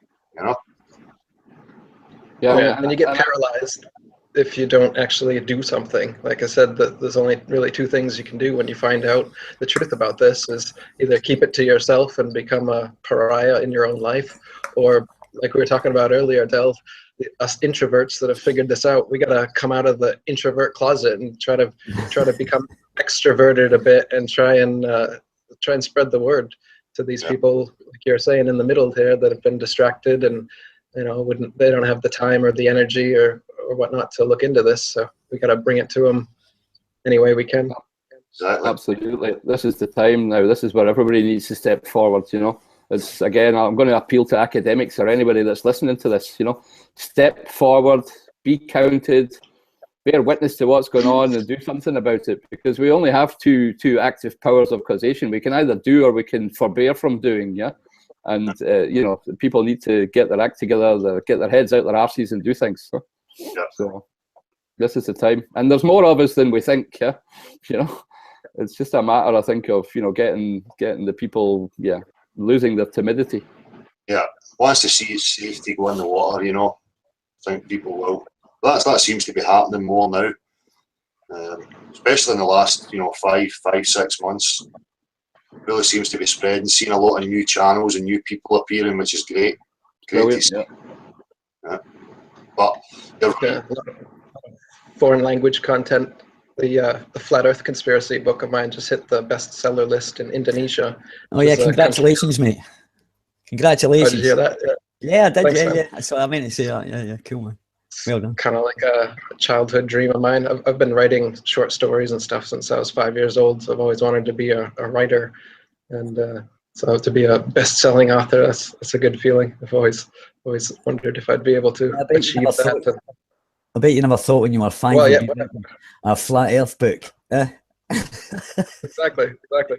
Eric, when I figured out that the Earth really was flat and that I was going to write what would be the first flat Earth book to be published in 50 years, I had a feeling it was going to do a pretty good job. I had a feel, and social media activism, which I've been doing for such a long time anyway. So I had a pretty good idea that this book would be able to catapult my writing career and to get the word out about everything. So people have also gone back and read a lot of my old books as well, from especially 200 proofs. The Earth's Not a Spinning Ball is done better than any of the others. I just finished translating it into Thai language, which is the 13th language. I thought that was a great choice, a name for it, you know, rather than, you know, Flat Earth on the heading, you know, 200 proofs, it's not a spinning ball was great. You know, you were saying you just had it translated into Thai, so you just released that today as well, so great. Yep. That was actually the very first thing I did. I think after I saw one of your videos, Eric, I ordered 10 books, and you know, like on physical paper, and gave them to all my best friends. You know, so it definitely helped. Thanks, I appreciate that. No, it's good to buy physical copies, or to even get physical copies of like CDs or USB things that you can hand to people. Yeah. Anything that's tangible, it's better than just a link. People can gift it forward. Yeah, exactly. Gonna try that in the next kind of process of the street stuff. Maybe take an iPad and have some, you know, so you can show examples, maybe a bit of video footage, and get some different reactions from people and show them different things. So, that's a good idea. Yeah. I think what also might be quite good would be an informative children's illustrated book. I've thought about that several times. In fact, because I helped my ex-wife. I remember I did a children's book with her for about 20 years ago, not about this subject, but basically, you know, a fairy tale. But there must be that'd be quite good to, you know, if children could look at pictures and so on, you know, in an informative, educational way. Absolutely. I'm not very good at drawing, so I'd have to have someone else do the drawing, or someone can steal my idea. But here's the idea I've been thinking of. I don't know if I'd ever get around to it, so anybody else is welcome to steal it. I was thinking it would be a great way to, you have to figure out what age you're trying to target, but probably around 7 or 8 or something, when they're first learning the ball myth, and have it be like a thing between a grandfather and the teacher, and the kid keeps going between his grandfather and his teacher. The grandfather telling him about the flat, motionless earth, and the teacher's telling the spinning globe, and do it in this back and forth way where the child is trying to come to the truth for himself, and he keeps going back and forth relating to the teacher and his grandfather what each one is saying, and both of them continue, you know, refining his understanding. I don't know how the book would end, or how to finish that up. That's but a good concept. That's quite a good concept. Have the grandfather representing common sense and observable reality, and have the teacher representing pseudoscience. Exactly. And dressed as a criminal. Yeah. And Eric, the book, the one children's book that I did do about 20 years ago, we made it such a way that for the adults it was interesting for them to read. They actually had more fun bloody reading the book, as well. So you can have it in a kind of two different kind of languages, So the parents are really keen, right? Next part of the story. So they're really enjoying reading it, And the kids are going to get it quicker then. Even a voiced one, like you done with the 200 proofs, a narrated story, would be great as well. Hi, Nick, how you doing, man? The Phuket word. Phuket. Aye, these must be close there. You quite close to each other? We're quite a few hours away, actually. Phuket and Bangkok are quite a drive. Yeah. And a boat ride. Yeah. Are you there, Nick? Can you hear us? Yeah, must be still putting up. We're having problems there.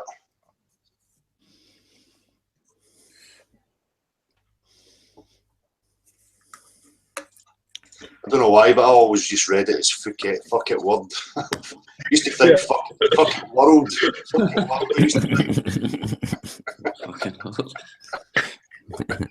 think. Hi Nick, can you hear us?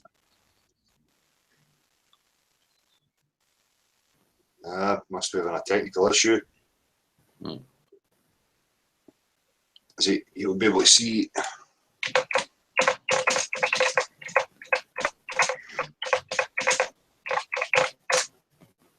I don't know if you'll see it here on the chat box at the side, will he?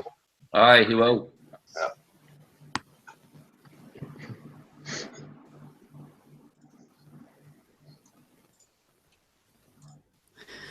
No, so how long have you been training Wing Chun then, Eric? I started martial arts when I was about 14, 15 with Taekwondo. I did that first for several years. Got a second degree black belt in that. Taught that for a bit. And then I started Wing Chun when I was 20, when I was in college. Been doing it since then. It's about 14 years. Yeah. What do you like about it? What do you like the fact about it? Do you just... Well... Straight to the point with a little effort as possible. Exactly. It's scientific, man. It's totally scientific. Taekwondo is excellent for kicking. It's the best martial art for learning to do different kinds of kicks at speed and power. So that part of my martial arts game was just fine, but everything else was lacking, and it became apparent when I started training Wing Chun. And Wing Chun does a good job of bringing it all together. Especially Jeet Kune Do, which is Bruce Lee's non-martial art that he based on Wing Chun. It's flowing, yeah. It flows, doesn't it? It's like you adapt, like that kind of thing. Yeah. Is that more of it? That's the original sequences, yeah. It's the original MMA. Bruce Lee's the one that came up with the concept of mixing all martial arts together, taking what's useful, rejecting what's not, and making something that's uniquely your own. And that's also my philosophy. I mean, I love Wing Chun, Brazilian Jiu-Jitsu, and a bunch of other martial arts, which I think dovetail with it really well, because there are certain blind spots in every martial art. So I totally agree with that philosophy and kind of train that way. But I do give special preference to Wing Chun, as I find that if you did have to pick one martial art, it is the one that I think is a great foundation. Yeah, cool. Yeah, because I think it's important that you learn that kids learn martial arts when they're younger. It'll give that bit of discipline and maybe a bit of philosophy, especially if you've got good teachers. You know how sometimes you don't like listening to your parents or whatever. There's kind of I like the discipline involved in it. If you know what I mean. Definitely. Or the mindset is good. It definitely prepares you. Yep, and it prepares you as well for life later on. It definitely does build your character. I believe anyway. Sure. I always enjoyed it more than other sports because there's a practical application to it. You're never gonna kick a ball to save your life, so to speak. But this you can do, and mentally as well. Just knowing that you're prepared if something does come your way, that you can handle yourself. That's the beauty. And beyond that, not wanting to. I mean, I'd be the first person to leave a situation that looked like it would be about to be a fight. And that's one of the things you learn from being a martial artist, is that you're never going to be in a situation. I'm not going to be puffing my chest up with anybody, anytime any kind of situation comes up. And that's how you stay in self-defense mode, because you're trying to leave the situation. You know that there's some aggression coming this way. You want to diffuse it. You want to get out of there, and that way you know that you're always in the right.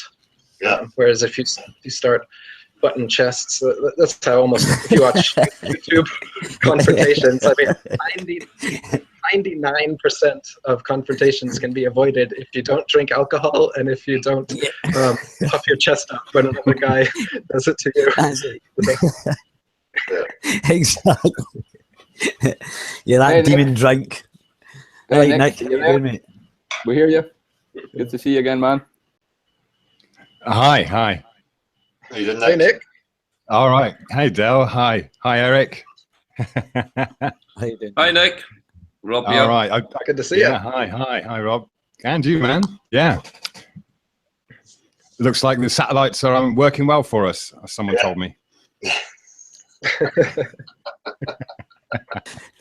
Don't talk about satellites, please. That's the 99% of all internet cables are under the water.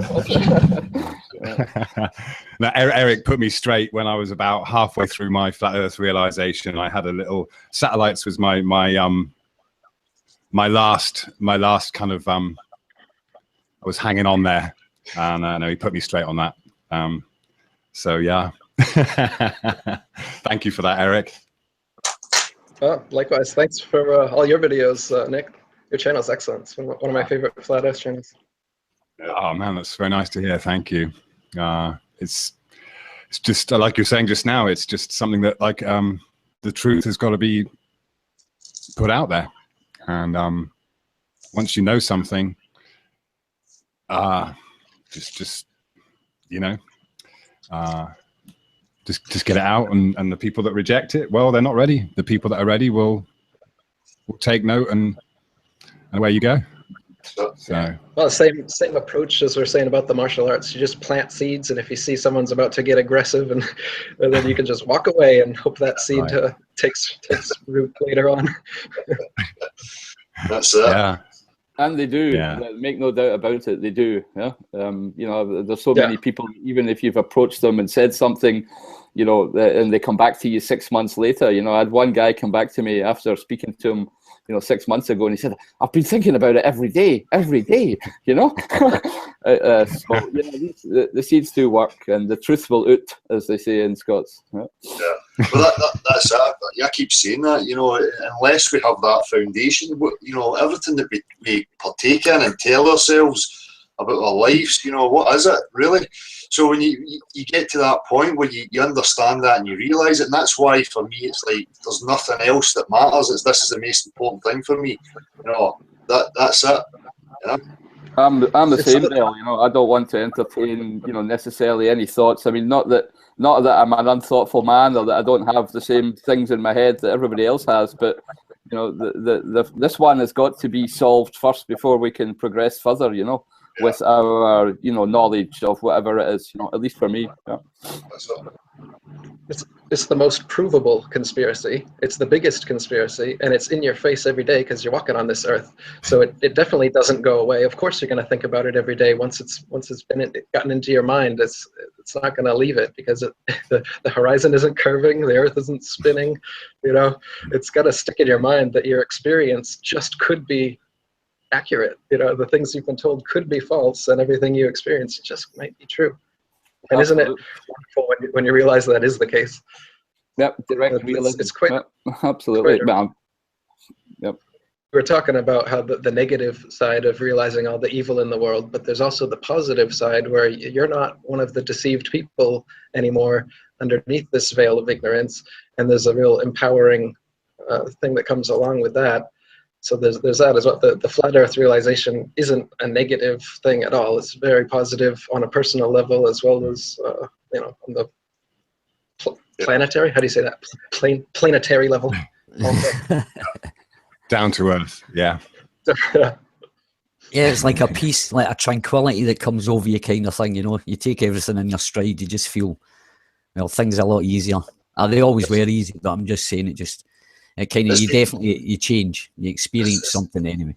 It's the excitement of discovery again, I think, for me. You know? Right. We were talking about earlier about the materialism and that whole idea, and when you're in that mindset and you're not questioning the globe and you're perceiving everything as being in a sphere, flying endlessly through space, and you're trying to rationalize and think about, you know, ideas about existing, you know, and then when you realize, no, wait a minute, that's, you know, wrong. That for me was you know, I was relieved, you know, like there's exploration now, there's new possibilities. Whereas back to the globe, I was seriously having to entertain materialism as maybe being true. You know, I was like, oh no, you know, I was like, you know, Nick was saying about hanging on with your fingers. You know, going, you know, there has to be something. But I'm honest enough with myself to go, nothing else makes sense. None of the religions make sense. None of the, you know, these ideas are making sense. You know, maybe materialism is true. Maybe it's just an accident and there's no real meaning and fuck it. You know, you're actually at that point. And for me, when, you know, I had that revelation, it was like a relief. But no, you know, there is design to it. There is more to it than I thought. You know, I really did think that before as a child. But you get lost in the whole intellectual world and, you know, trying to figure things out. So for me, it was a great relief. For me too, by the way. I mean, I think all this, we're always told that all the answers have been are there and things have all been worked out, and you don't need to look at it anymore. It's all been solved, you know, because it brings you into an apathetic, you know, state of mind, basically. Yeah. So I fully agree. It, you know, made me research, look, discover other things, and it opens up a whole new world for you. Well, if you really entertain what they try to push, I mean, you're inviting nihilism. You know, I even thought about it, go, you know, well, if this is really it, and it is really just them, why the fuck should I care about anything? But I'm just going to take what I want for me and fuck you, you know, if you get in my way. You know, if you really entertained it, that's where you're going to end up. You know, that's where I could have ended up. Absolutely. And look at the behavior of most of the people that are deepest into that mindset, and you see that kind of ego coming out of them. Notice that, you know, the die-hard atheist globeheads, or whatever you want to call them, they're not very civil, are they? No. Able to have a nice conversation and just figure out the truth together. It devolves rapidly into well, I just leave, like I said. But if you stick around, it would just be ridicule and nonsense. Absolutely. This dissolves into debate again. We're back to the duality and something to defend and a belief to, you know, to go for. So, yeah, I agree. People seem to have lost that ability to have a reasonable discussion. Yeah. Here, for me personally, I remember being very shocked.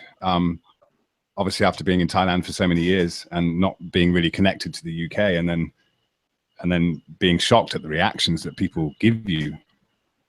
Those people that have been obviously indoctrinated. Over here, you can go down the road and strike up a conversation with anyone about the meaning of life, and they take you seriously, and you can have a meaningful conversation with a cobbler or a coffee seller.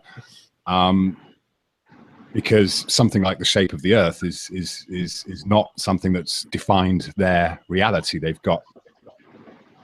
already enlightened. You know, they already get it. So it's not a challenge to accept or to even contemplate that.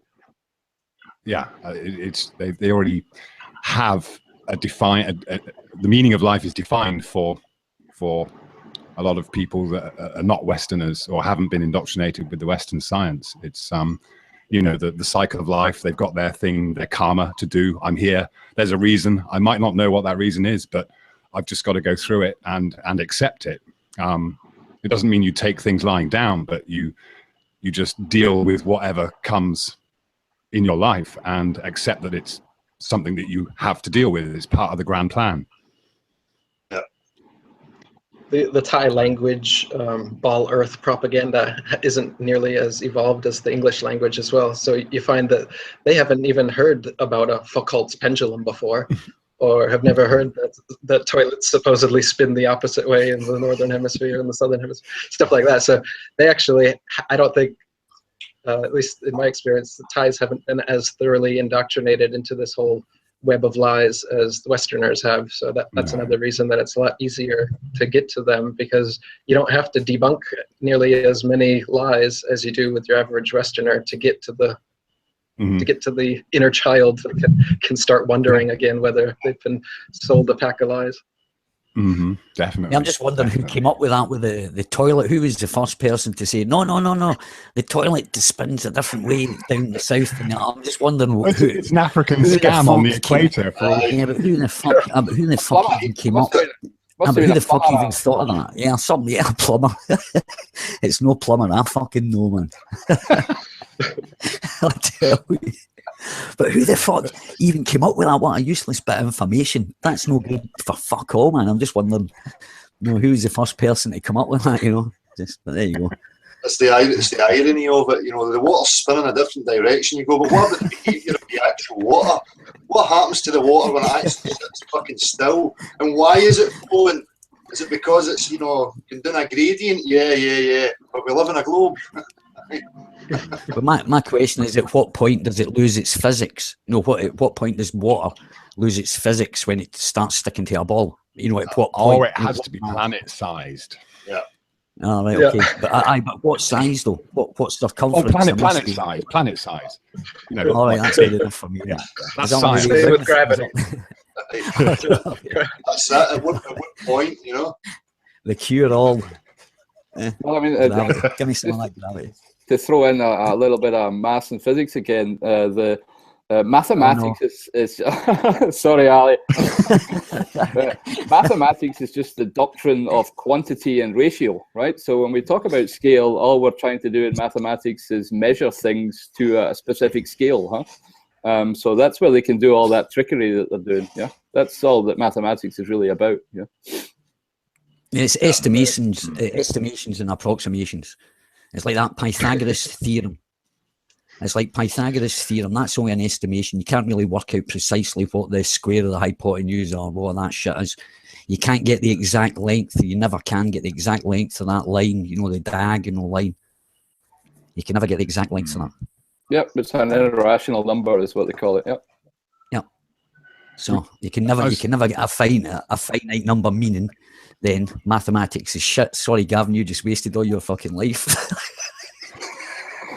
No, I didn't. It's helping me unravel this shit. So. Yeah, exactly. You're here helping I like maths. Come on, guys. Leave me alone. Listen, you're thinking optics, Gavin, was awesome. No, I'm only kidding, mate. But you're still too materialistic for my liking. We'll get you down. We'll get you into the spiritual yet, buddy. There's something out there. No, so yeah, but they've just hijacked. No, go on, Nick. Sorry. Oh, sorry. Yeah. Well, I figure the sphere is the ideal container, isn't it, to have a specific mass in a specific volume in order to give you the. They just need it. They require the sphere to make these equations and have the and the South Pole and have the opposites.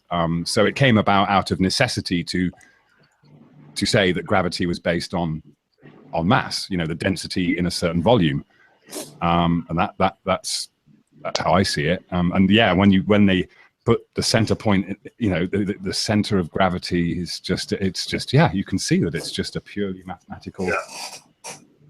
It stole. Go on. No, the more you pick away at it, people have this illusion that they're these genius minds who had this all laid out, from the beginning. You go, nah. The more you look at it, what I see is a lie being told, and then cover up and adapting the lie as they go and making up more bullshit. As it progressed, it's not something that was just set out as a plan. You know, it started probably with an initial lie, and they've just progressed as it went on. You know, what are they saying? Right. How can we rework that? And, you know, give them a rebuttal, and you know, and that's the way you see it. And it just looks like a total mess. You know, it's a joke. Absolutely. Yeah, but it's been doing it on purpose. They're doing it on purpose. So this is the thing. Yeah, this is done with purpose. You know, this isn't just the accident of humanity. This has been done on purpose. Yeah, but that's the point. You know, people have this, like, they set it out from the beginning with this plan. You know, I don't see it like that. I just see it as liars manipulate, like a liar does. You know, as it's being pulled up on lies, it'll just make new lies up to cover that lie, and it becomes a web that even they forget, and they contradict themselves on so many terms. You know. That's why they write so many fucking books, Dale, you know, the endless books of mathematicians. It's quite good to get a flat earth mathematics or water level mathematics. There's not many books with that, is there? Yeah, come on, Gavin. Huh? Well, my book would be simple. It would just be one page in the front cover, and it would just say fucking show. Because that's all you need. A builder's level, man. That's ridiculous, isn't it? But we bought into the lie. I mean, there was a thing I tell the guys before. I mean, when I was younger, I actually had nightmares about what would happen if the ball stopped spinning. We would just float off, and I used to actually be traumatized by that the first time I heard that I was fucking attached to a spinning ball when I was about 4 or 5. I actually remember having nightmares. So that must, and surely I'm not the only one. You know, it took me 18 years to get over it. For me, it was being told. Go on. Asteroids. Yeah, they got us worried about asteroids and pole flip, pole shifts. The poles are going to shift with the ball Earth. Yeah. They've mass coronal ejections. They've come up with a bunch of stuff that we got to be scared of in their ball Earth model. Yeah, that's part of the relief. Once you figure out that it's nonsense, you don't have to worry about all that anymore. Yeah, I think so. Yeah, it's a subliminal relief, though. Maybe. I was always disappointed when they came out with stuff like that, because I'd be going, "Yes, destroy the fucking place. It's a shithole." You know, I would be let down when none of these things materialised. Waiting for it. It'd be just you and your shed left, Del. It'd be the apocalypse, and it'd be just you and your shed left. Fuck all else there, man. Nobody to talk to or nothing. Pigeons. Pigeons. They say pigeons, cockroaches, or insects are the only ones that are going to survive anything like that. So, I'll be fine. Okay. Dale, has your wife got you in a big ball and chain there? You probably can't even move out the shed, can you?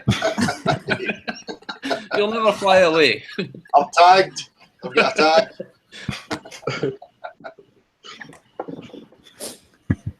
I was watching the moon last night. It's nearly a full moon over here. I don't know what it's like for you, what the sky's like down there with you, Gavin and Robbie, but the sun was out, right? The sun was out that direction. The moon was out that direction, and it wasn't even a full moon, but they were facing literally opposite. Tonight, I think, it's a full moon. And then the sun went away behind the clouds, and the clouds were literally above me. And the moon was still shining like pure. It was like a pure white with a blue background. And just looking at it, I mean, there's definitely something about that. I just can't work out what it is. There's something not fucking right about it.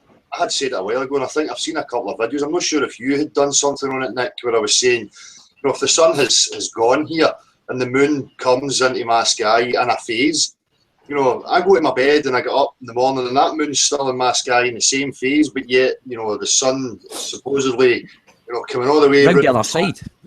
That's it. I've seen a couple of people. I don't know if it was yourself, Nick. I'm not sure. I can't remember.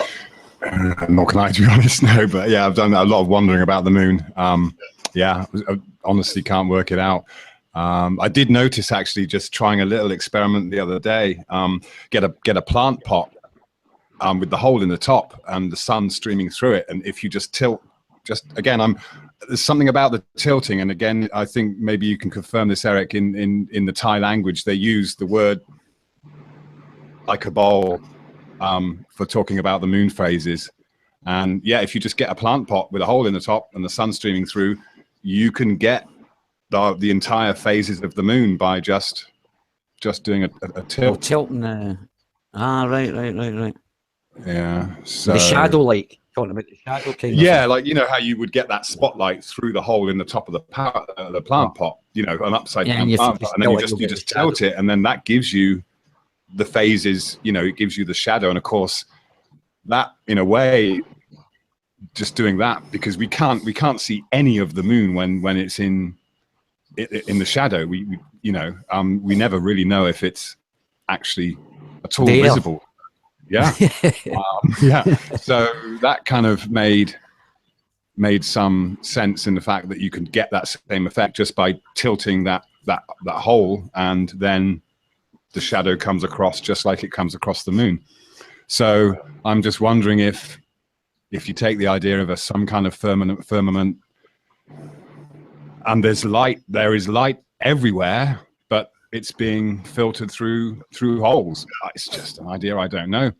I sometimes wonder about the speed of dark. We talk about the speed of light, but what about the speed of dark? I guess that might sound crazy, but you know, I kind of realized recently that I don't think sunlight or any light is actually traveling in straight lines. It's more reflected light comes in straight lines, but I get the impression that light in general just is a kind of everywhere. an omnipresent, yeah. Yeah. Contemplate the exact same thing, mate. Yeah. Okay. And even with the moon, you know, look, I mean, any one of us at any time can look at the moon, and if there are clouds below, you know, right under the moon, then those clouds will be lit up for us. So, you know, the light doesn't do anything until it hits something.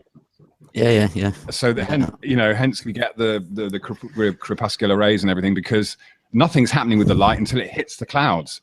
So of course it looks local, and it could be on a tree or a cloud or whatever. Nothing happens, and I think, isn't it weird how the shadows spread out? So how can light be in a straight line if the shadows are actually spreading out?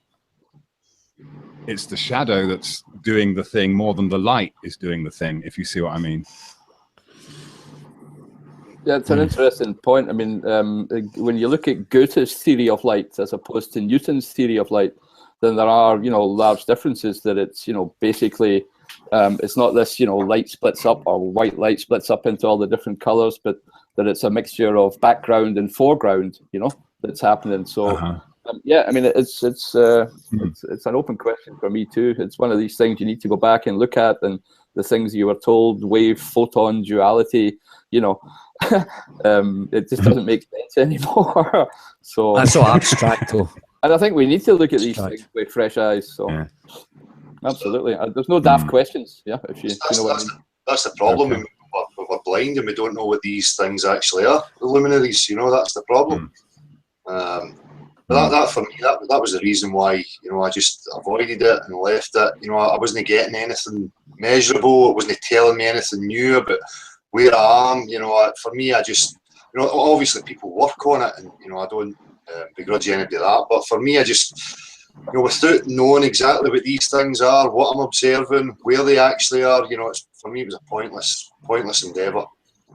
Is that kind of not part of the point, though? You get to this realization that there is no way any of us can ever know. So you get to the point where you realize that trying to reach for the stars or for the moon is pointless. So you have to then look in. You know, it's an unanswerable question. Well, what, you know, for me, I don't know, you know, if it's part of the deception and stopping us from the exploration, you know, linear exploration. You know, for me, it's like get us gazing at the sky and guessing and wondering that the answers are up there when really, you know, it could be across the way. You know, what if we find something that's there that tells us what, you know, the sky is, what's happening with the moon, the sun, the stars? I don't know. You know, but. Yeah. As far as the flat Earth discussion, when you bring in flat Earth to people, I think it's good to stick with the Earth and not get too involved in the sun, moon, stars, and planets, because it's irrelevant, first of all, to whether the Earth is flat or not. And like we were saying earlier, you just kind of get down a rabbit hole. Once you're at the level we're at, for sure, speculating and trying to figure this out, it's great. But I think that a lot of people try to go into that stuff too early, and it keeps them in their ball earth mindset, because they're just speculating, and you're speculating, and so then you just go into speculation mode, and you haven't made any progress on getting them to understand that the earth is actually flat and motionless, because they're just worried about how the phases of the moon happen, which is totally irrelevant to the shape of the earth. But yeah, I don't begrudge anyone research. That's like you said, these open-ended questions are great, and that's what we're left with, instead of having an appeal to authority answer for everything that we just have to accept. Instead, we're left with the open-ended question that we can explore for ourselves, which is great. Yeah, absolutely. That's what makes it all a difference. I mean, I think everybody's done their, maybe done their moon experiments as well. I mean, we did one as well. We built a Fresnel lens, and we could, focus sunlight quite easily, but you can't focus moonlight, It wouldn't do the same thing that it was supposed to do, with one of these Fresnel lenses. So, but after that, you do get kind of bogged down, and you have to, take a step back, and all these questions are still open, and that's what makes it so exciting, if you ask me, But yeah, one thing at a time. Yeah, and that's it. And I was so strong on it because the globe pushers, they're so, that's their biggest arguments. The sky. It's all what they refer to constantly. It's just there. That's a distraction. They know that they can tie people up knots with that. They have a story worked out, and that's all it is a story. And people don't have a story, anything to counter it. So they think that it's somehow a victory, and they use it to try and, belittle and dissuade people from contemplating that the earth is actually, level. So, and it's a red herring, when you get right into it. You ask them, explain the logic, and then give me the measurable proof that you get by looking at the sky and referencing the sky, and they come back with nothing, because what can they offer you? Until they can prove to me they know exactly what the sun, the moon, and the stars are, and what we are actually observing, then they've got nothing. Absolutely nothing. Absolutely. The main point of the stars, they're going to look at anything. Look at the fact that the North Star is in the same spot, and all the other stars stay in their constellations, revolving perfect circles around them every night. Whereas in the spinning ball Earth model, going around the sun spinning around the galaxy, and the galaxy spinning around, the stars should be never the same 2 nights in a row. They should always be different, and they should never come back around. But just looking at a picture, star trail time lapse should be enough to figure out that the Earth is motionless. But yeah, like you said, instead, like Bell was saying, instead of doing that, for most people, it just brings them off into this realm of speculation, looking up into the heavens and wondering about that, instead of bringing them back down to Earth with the observable, testable, repeatable experiments that we can actually do and prove, instead of going off into speculation land, which is... Yeah. That's it. You don't want to do that with a newbie, with a guy that's just starting off with this. You want to keep bringing their feet to the ground and not let them go off on those tangents. Yeah, absolutely. And they need to understand, these first principles. Sorry to come back to it, but if they don't understand what it is we're all agreeing on, how we work, how we think, how we look, if you don't have the agreement on that, then how can you progress further? And you can't do mathematical reasoning with it either, without bootstrapping and saying, right, these are my axioms, these are my assumptions, these are my universal ideas, common notions. And if people can't agree on that, there's no point in having a discussion, because you're starting off with different premises, so it's pointless.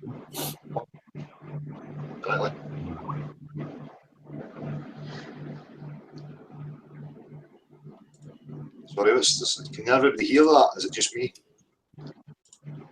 There's a kind of background noise here. Don't know what it is. Sounds like something revolving at the earth. It's probably a fan in Fuck It World. Hey, Fuck It World. Yeah. Okay, I've just turned it off. Now I'm going to sweat my bollocks off. Yeah. I have got balls.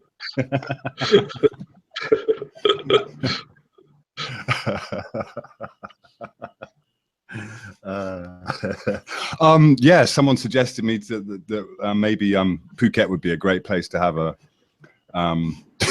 flat Earth conference. it's definitely, you can definitely see the flatness here for sure, you know, over the Andaman. And you know, maybe I can talk to Thai Airways and get some free flights, but I'd have to come up with some other name for the conference and you know, pretend that you're all like internet stars and, you know, get you free flights over here and well, you know. The West Coast of Scotland's a lovely place to do it too. So I'll speak to British Airways.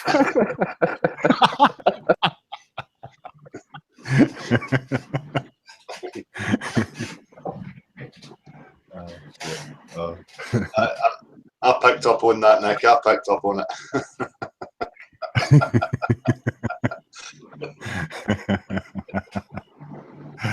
Oh no! Cool. Oh no!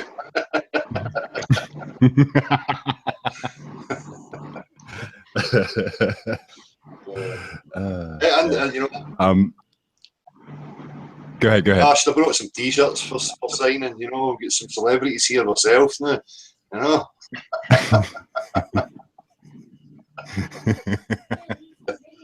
That's enough of that. That's you, Nick. You know, you're actually a bad influence dragging us into that. Change the subject. Quick.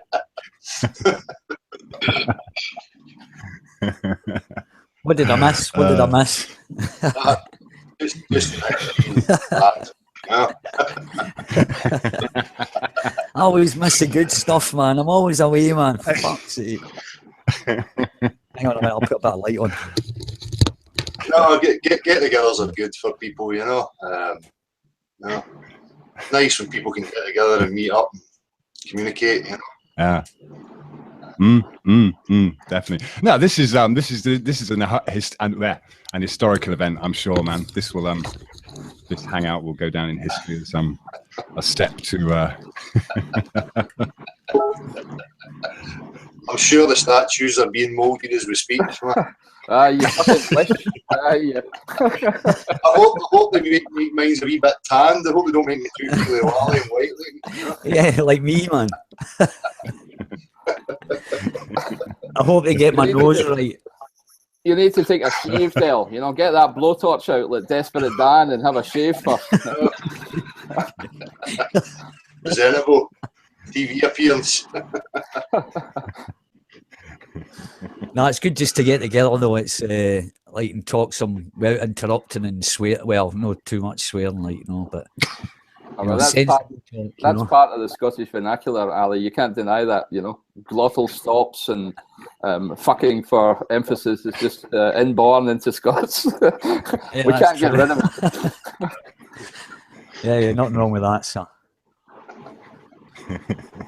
I need a bigger fucking globe. My boy, I was on the train with my boy coming back for the town just before Christmas. We're up Christmas shopping, and we're coming across the train. There's a bridge that goes across onto the island that I'm on at the moment. And I said, Axel, I says, look at the window there. I said, look, I says, you know the world's flat. And he goes, yeah, I know. Well, he's like 10-year-old. My daughter is not having it, but he knows. But my daughter is having absolutely none of it at all. She's like 13, 14. Yeah, the Socratic used on her, Ali. You need to use the Socratic method, mate. I'm not good at that shit, man. I got an O-level in cooking, man. Well, talking of cooking, have you stayed vegan? Oh yeah, I'm actually. Yep. I just moved. Tell the truth. Tell the truth. On my daughter's life, my son's life.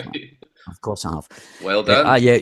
Even of course, man. Yeah, you changed my life, mate. It was Eric that changed me to vegan and Gav as well. So and whole family. Well done, good. Well done, Eric. There's another convert here. The boys converted me when I was down visiting them. That's all I ate for the week, and it's delicious. Yeah. There's no need to. The bacon sandwich done it for me. Yeah, it was a vegan bacon sandwich. I said to Gavin's wife, I says, if you can make me a vegan bacon sandwich, I says, I'll convert tomorrow. And she made my breakfast, and that was it. Right, fucking right. Here we are. And I haven't looked back. That's about how long now, Gav? I don't even know 4 how long. weeks, 4 weeks, something like that. Yeah, it just seems natural. I don't even. Yeah, just seeing a lump of meat doesn't interest me at all. Nothing at all like that. So the ignorance, and it's the ignorance of people, and then not exactly. Yeah. people want to complain that they're not being treated fairly yet. They have total ignorance for every other sentient life, you know. And I've got no sympathy for it. You know, it's all right. Very well, people want to eat meat, but you know, you should be part of that process, you know, rather than it being pre-packaged and sent to you in a wee nice container. If you want to eat it, you go and kill it, skin it, get through the whole process. I don't have an issue. You know?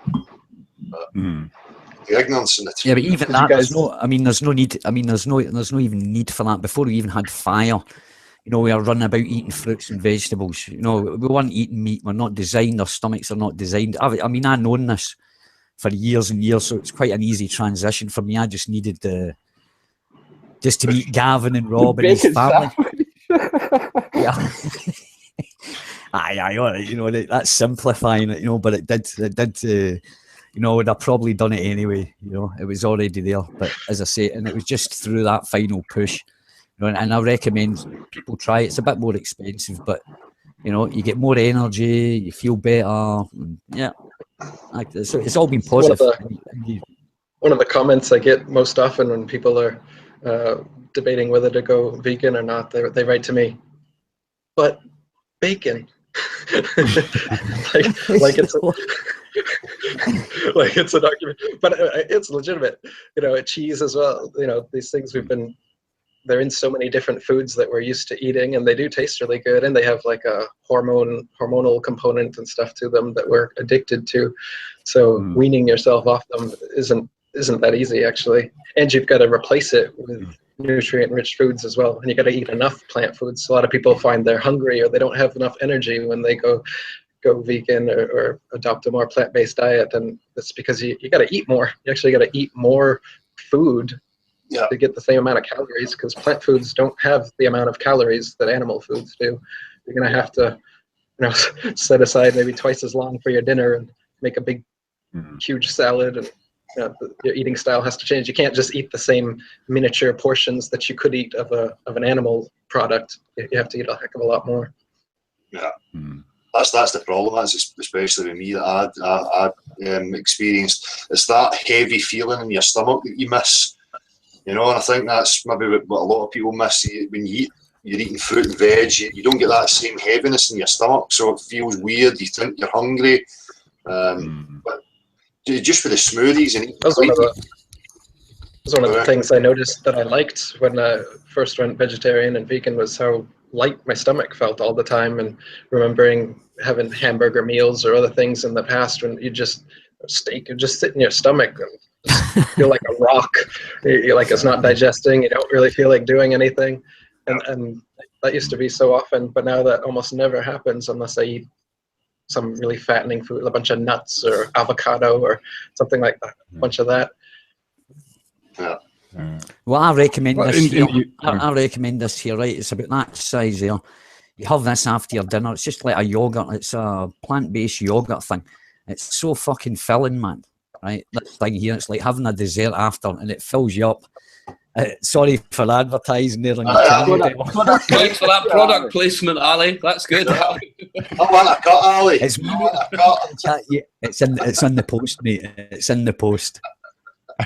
So, but it is. But you were saying about you don't actually have to eat as much. I actually find out you just have to make sure you get yourself a dessert or eat something filling afterwards. But these little things here, these little fuckers here, they fill you up, you know, and they take away that missing, you know, because your stomach rumbles. It doesn't mean, you know, your stomach starts making noises. It doesn't mean you're hungry. Right? And people need to get away from that myth. Because when people, they go, oh, I'm hungry, and then they go and fucking attack food. No, you're not hungry. Wait for 5 minutes and you'll find out you're not. It's just your stomach making noises. Yeah. Readjusting, whatever. So, you know, and people salivate over McDonald's and stuff like that, because what you were saying there, Eric, about they put the hormones in it, and they design the food to, you know, trigger you, man, basically. You know, give you that fucking addiction. I still get it. You know, you buy somewhere where there's a grill happening, there's maybe meat on the grill, and my mouth waters, you know, and it's like, oh, But you need to question where that comes from. It's an ongoing struggle for me. I'm not going to deny that. You know.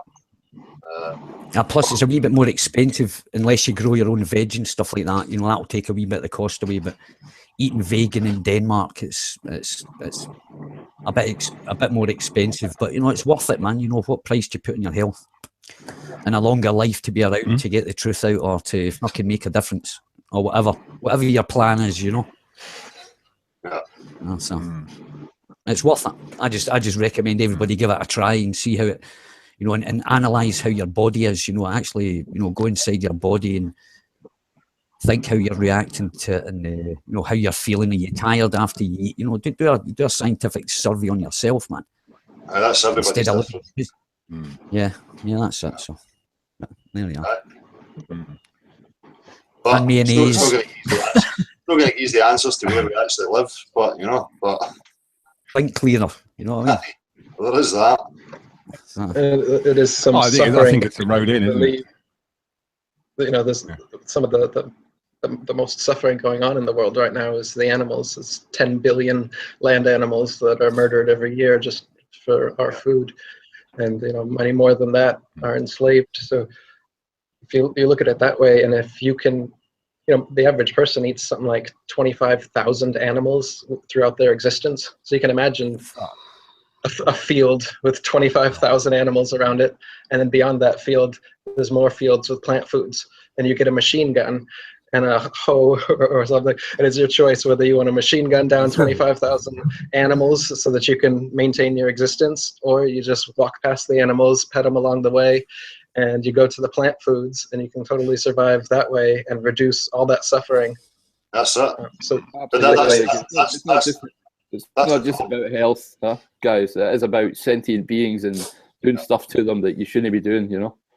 And that's the problem. People don't have that practical experience of what it means to kill, skin, you know, prepare. It's just they're born into it where things are just pre-packaged to them. There you go. There's your chicken nuggets, you know, and it comes in a nice wee dish and it tastes good, and that's as far as your awareness goes. Absolutely. If you had to kill for it, you'd have a different attitude, I'm pretty sure.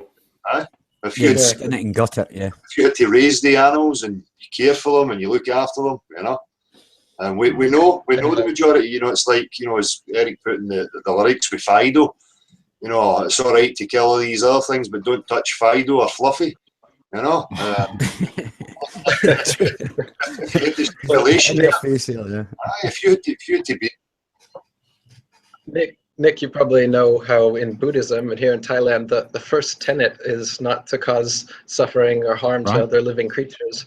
Yet almost every monk that you see will eat meat, and they won't even ask for a vegetarian option when they're going around with their bintabap and trying to get their food, because they'll say that to be Buddhist, you have to accept what is given to you. So the people give them meat, so they say, well, I'm not going to say anything about it, and so they just accept it. And they say that they're removed from the karma because someone else killed the animal and that it's already dead. So this is how the Thai Buddhists have justified going against the very first precept of their religion by eating meat all the time. They do it by saying, well, the karma goes to the slaughterhouse, not to me. But that would be like if you ordered an assassination on somebody and you think that all the karma goes to the hitman, even though the hitman wouldn't have performed the hit had you not provided the supply and demand, which is what's happening when you eat meat and animal products. You provide the demand, and they're just, you know, these people are just doing their job at the slaughterhouse for what you wanted. I just wanted to hear your stance. Have you ever come across any of that with the Thais? Sure. I mean, it was one of the contradictions that I had, you know, of course, you know, when I remember I got on a train journey, like a 20-hour train journey, and it freaked me out because I ended up sitting next to a monk. And, but this was the beginning of you ask those basic questions, well, I see monks doing this, and not maybe throwing litter out the window, or not being very Buddhist, and he had some very good answers that basically people are people. They're walking their path, they're doing their thing, but yeah, Eric, they're kind of they can just like any religion, I suppose, where people say I'm this religion or that religion, but they don't necessarily follow it, the principles of it.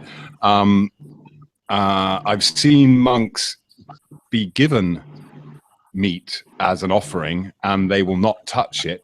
And there are certain temples where they are renowned for being, proper Buddhists.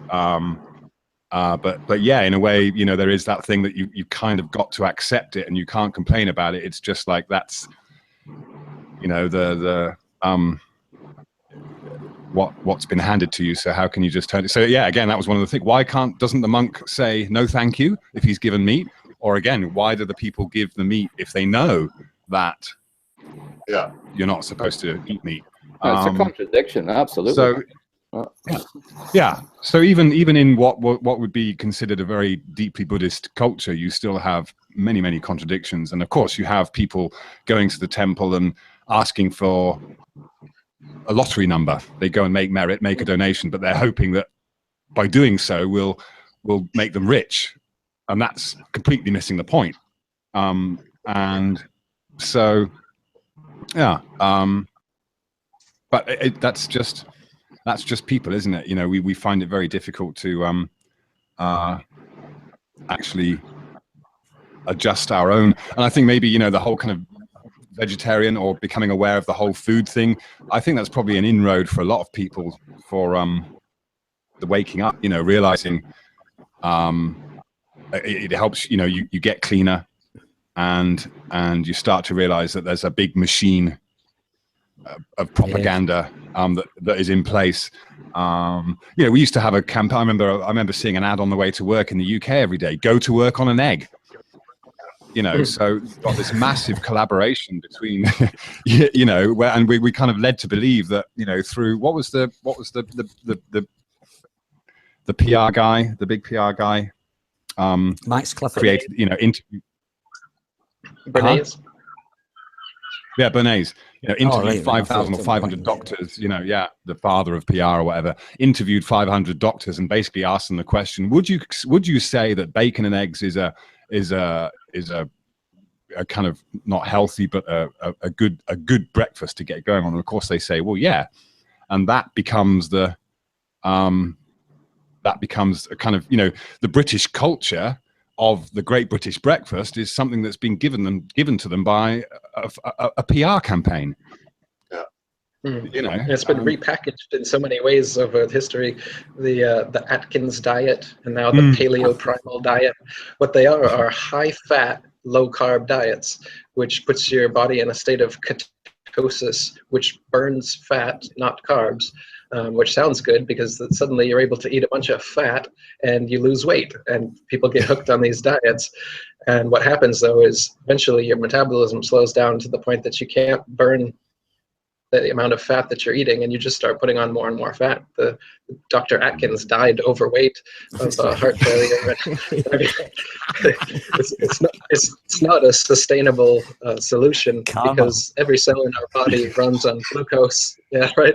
Every cell in the body runs on glucose. So we're actually like carnivores. We want carbohydrates more so than protein and fat. We can do with very little protein and fat, but you want to eat a lot of carbohydrates, and that is sustainable. And as long as you eat a plant-based diet with high carbohydrates and low fat, low protein, you'll be able to eat that way for the rest of your life and be totally healthy, free of sickness.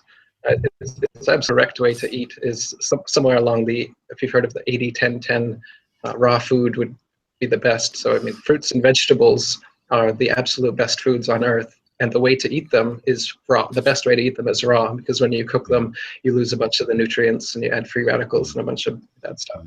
So those are the best. But then you've got your next tier, which is like potatoes and rice.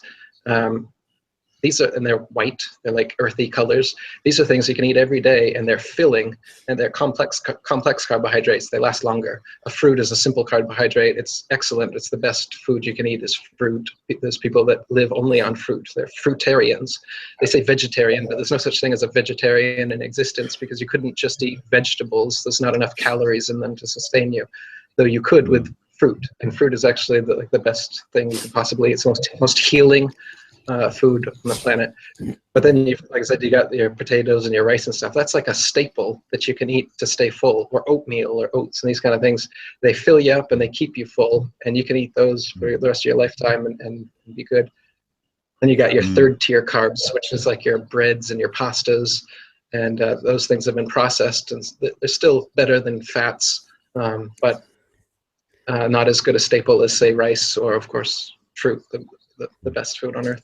Bananas, actually, that's why the number that's is the banana. If you could only eat one food for the rest of your life, you could survive quite well for a long time on just bananas. And people have even recovered from diabetes and other debilitating illnesses from just going on a banana-only diet for a period of weeks, and their insulin and blood sugar comes right back. Cancer has been cured. Bananas are amazing. I mean, and doctors can't patent a banana diet and sell it to somebody. And the only way to get somebody to do it is to convince them enough that this, and it will work. Most people don't want to do it. They want a pill or a surgery or something that they can buy and have someone else do the work for them, because it's not easy. I've eaten bananas for like a week for a cleanse, and I mean, it's not easy to eat just one food. Or fasting is also good. You just drink water for a long period of time. All animals, when they're sick in nature, they don't eat. Your mom tells you to eat when you're sick. You got to eat something, but really, all animals fast when they're sick. And when you fast, you're giving your internal organs a break, and they're able to release toxins, and you're better able to recover from whatever the sickness is. So fasting is another healthful practice that you can do, as well as eating plant foods. Yeah, I done a month on just eating apples, and that just totally changed me. That totally changed me. I couldn't believe it. My mates couldn't believe it. I was just full of fucking energy, and that's all I ate for. You did just it was that for a whole you month. Ate only apples for a whole month, yep. How many did you eat? And I had no How did you eat them? about four or five apples. Or just for in a whole month. My mates couldn't. I couldn't believe it, and that just convinced me. I said, "Oh, wait a minute, there's something not right here." Be careful with something like that, though, because if you only ate 4 or 5 apples, you'd only be getting in about 300 or 400 calories a day, and you need. Yeah, but I was taking it easy. Okay. I know how to conserve energy, but I know how to conserve energy. You know, I'm very conservative with my energy. Guys, you just excuse me for 2 minutes. I'll be back. 2 minutes. Sorry, guys. Yeah. But that was that. That was that. What was his name? Dave. That. What's his name? Allegedly, Dave. David Wolf. Oh no, sorry. No. Allegedly, Dave. He came up with this thing. I think the Human Body Workshop. So I thought, right, I'll give it a bash. I had no adverse effects. All I felt was great, as I say, and nothing, no tiredness, no. Yeah, well, they do say, Ali, an apple a day keeps the doctor away. So yeah, it was a very strange experience, right? Because I was analysing myself while I was doing it. It was kind of experiment I was doing just to try it. But here I am, here I am after it. I had no adverse effects. I felt great. There's an absolute wealth of information out there, I think, that show that it's weird. The dietary and nutrition stuff. People need to look at that closer. And I think if they do change their diets, then they will be healthier and they'll think clearer. Yeah, and I think I wouldn't recommend it though. I'm not recommending that diet. I'm saying I tried it. No, I'm not talking about your diet, Ali. I'm talking about the wealth of I'm just saying what I said. No, I'm just saying what I said there, just in case anybody starts going on about they're trying to kill us. He's talking about diets and just eat apples and shit like that. So I'm not recommending that diet. I think most people watching this are capable of making up their own minds, Ali. Yeah, but there's a few wankers out there that need sorting out. So just covering myself, mate. I'm just covering myself. Covering your legally and lawfully.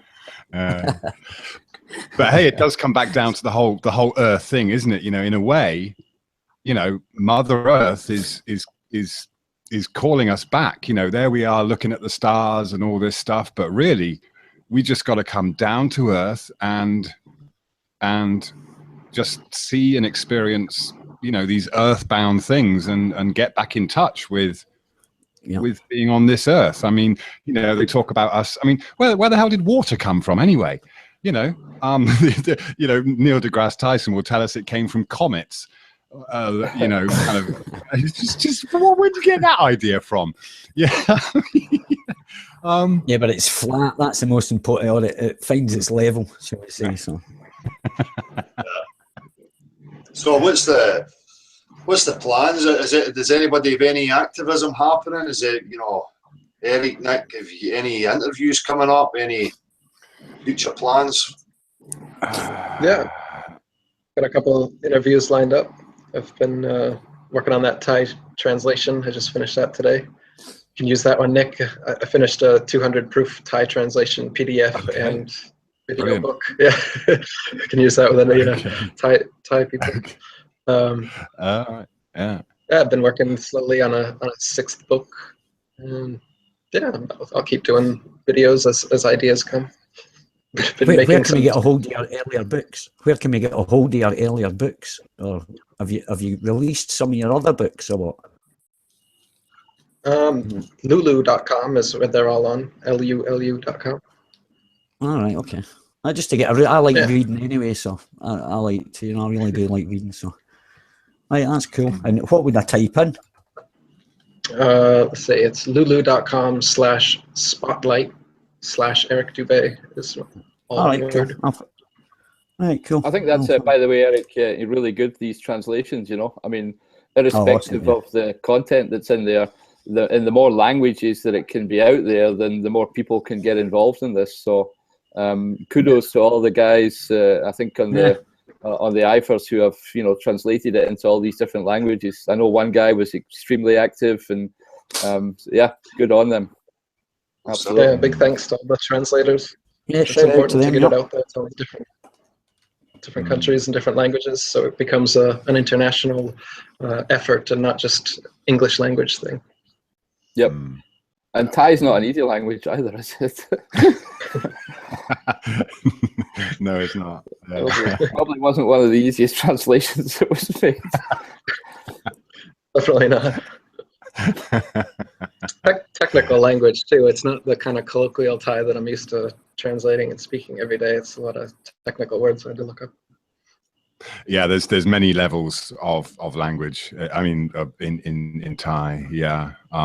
If you speak to royalty, for example, you've got to use a different language completely. Yeah. So,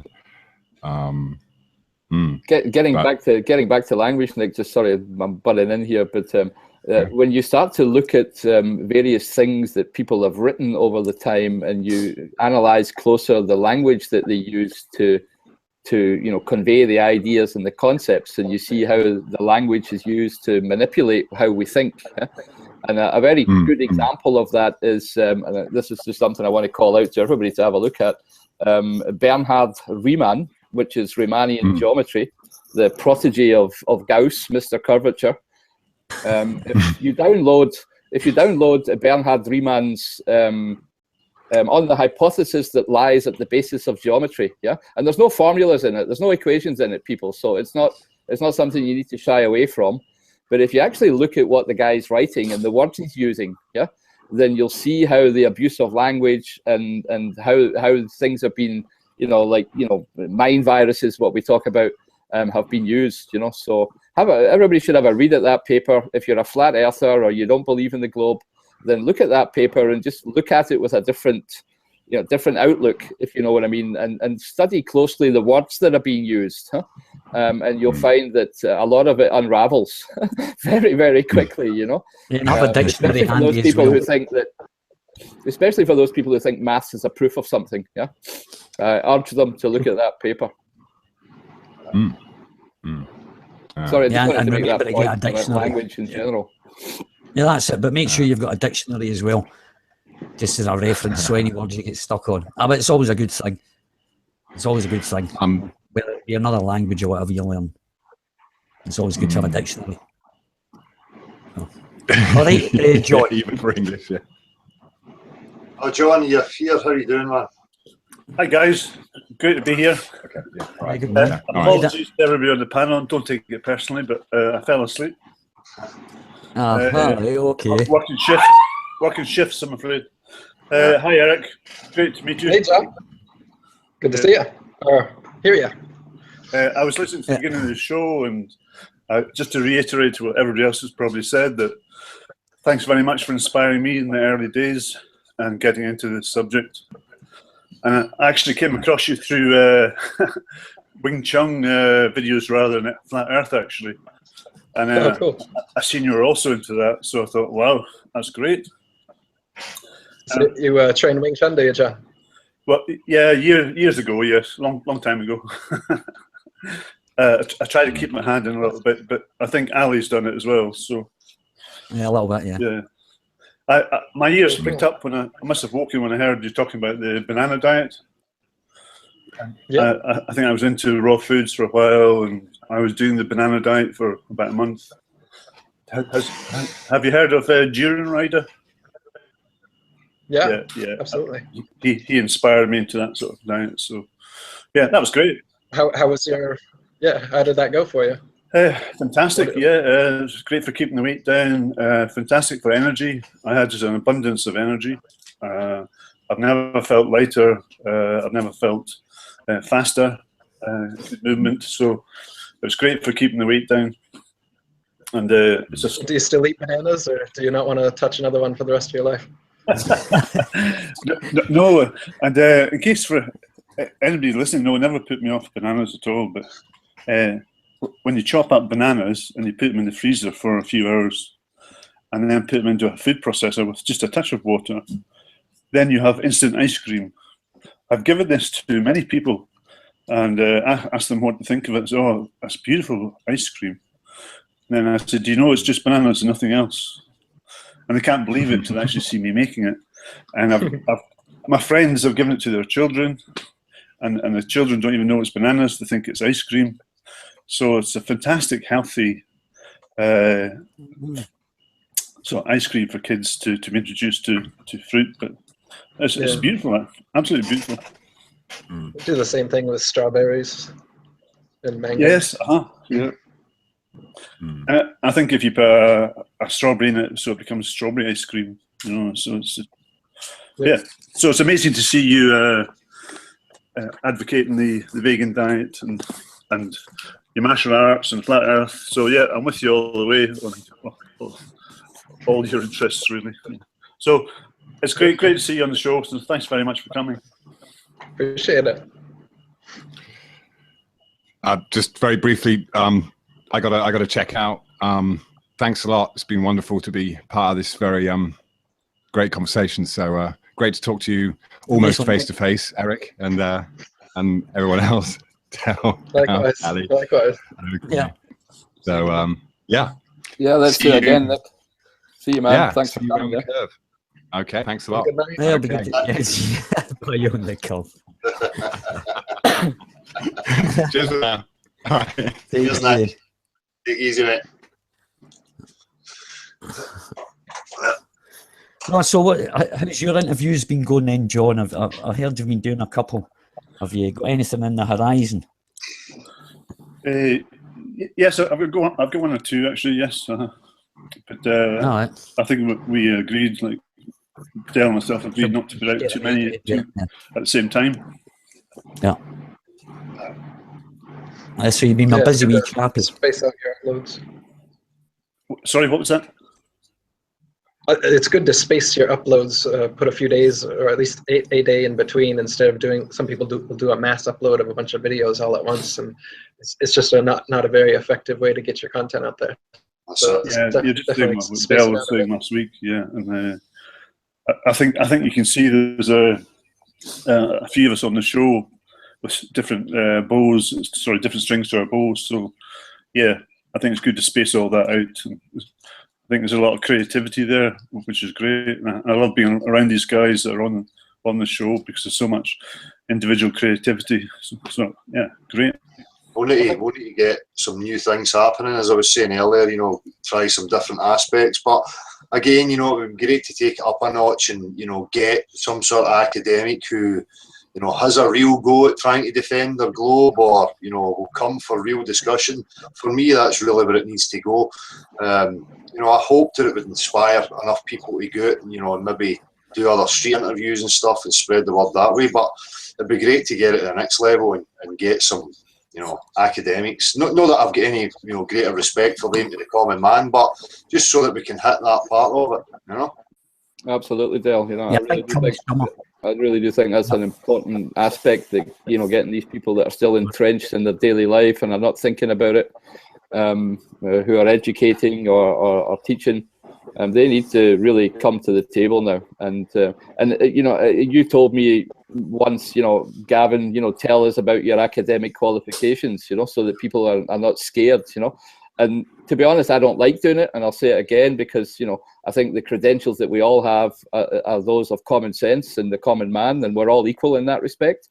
But, you know, I've studied math. I've got an honours degree in maths and physics, yeah, combined honours degree, and it all doesn't make any fucking sense, yeah. So, you know, all I can say to the academics out there is look at it, come and discuss it openly with everybody, and you know, wake up and do something about it.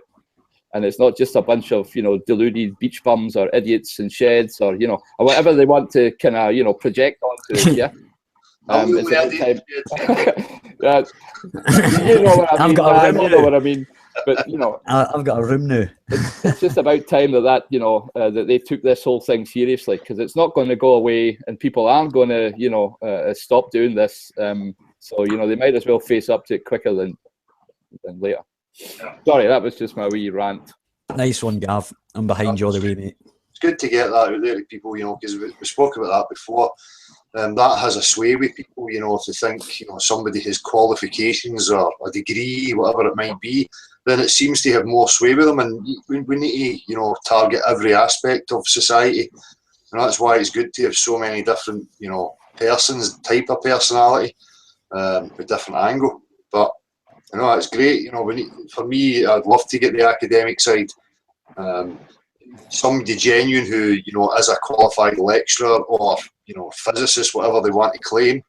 But as I say, you know, people know how long the platform's been there, and we're yet to see it.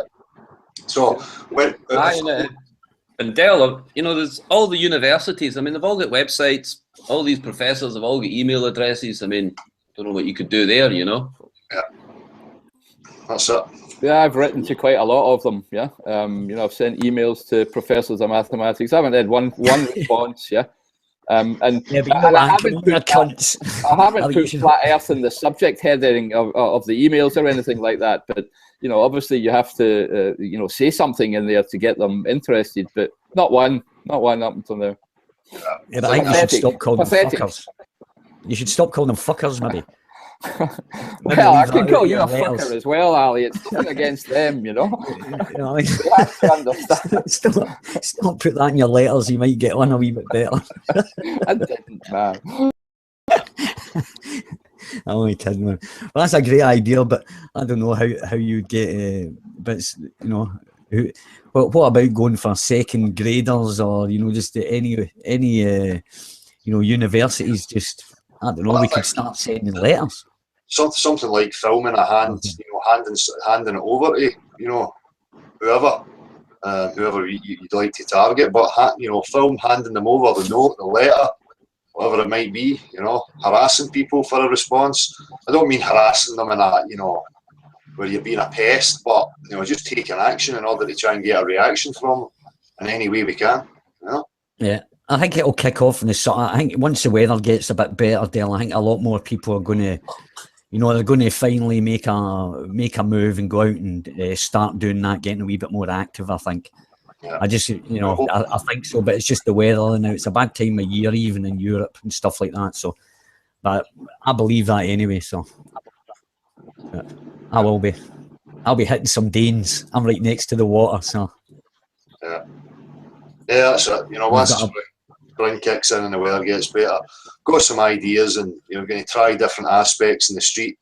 I spoke with John before, you know, and mentioned earlier about taking an iPad and, you know, some graphics, and, you know, just trying different angles, different approaches.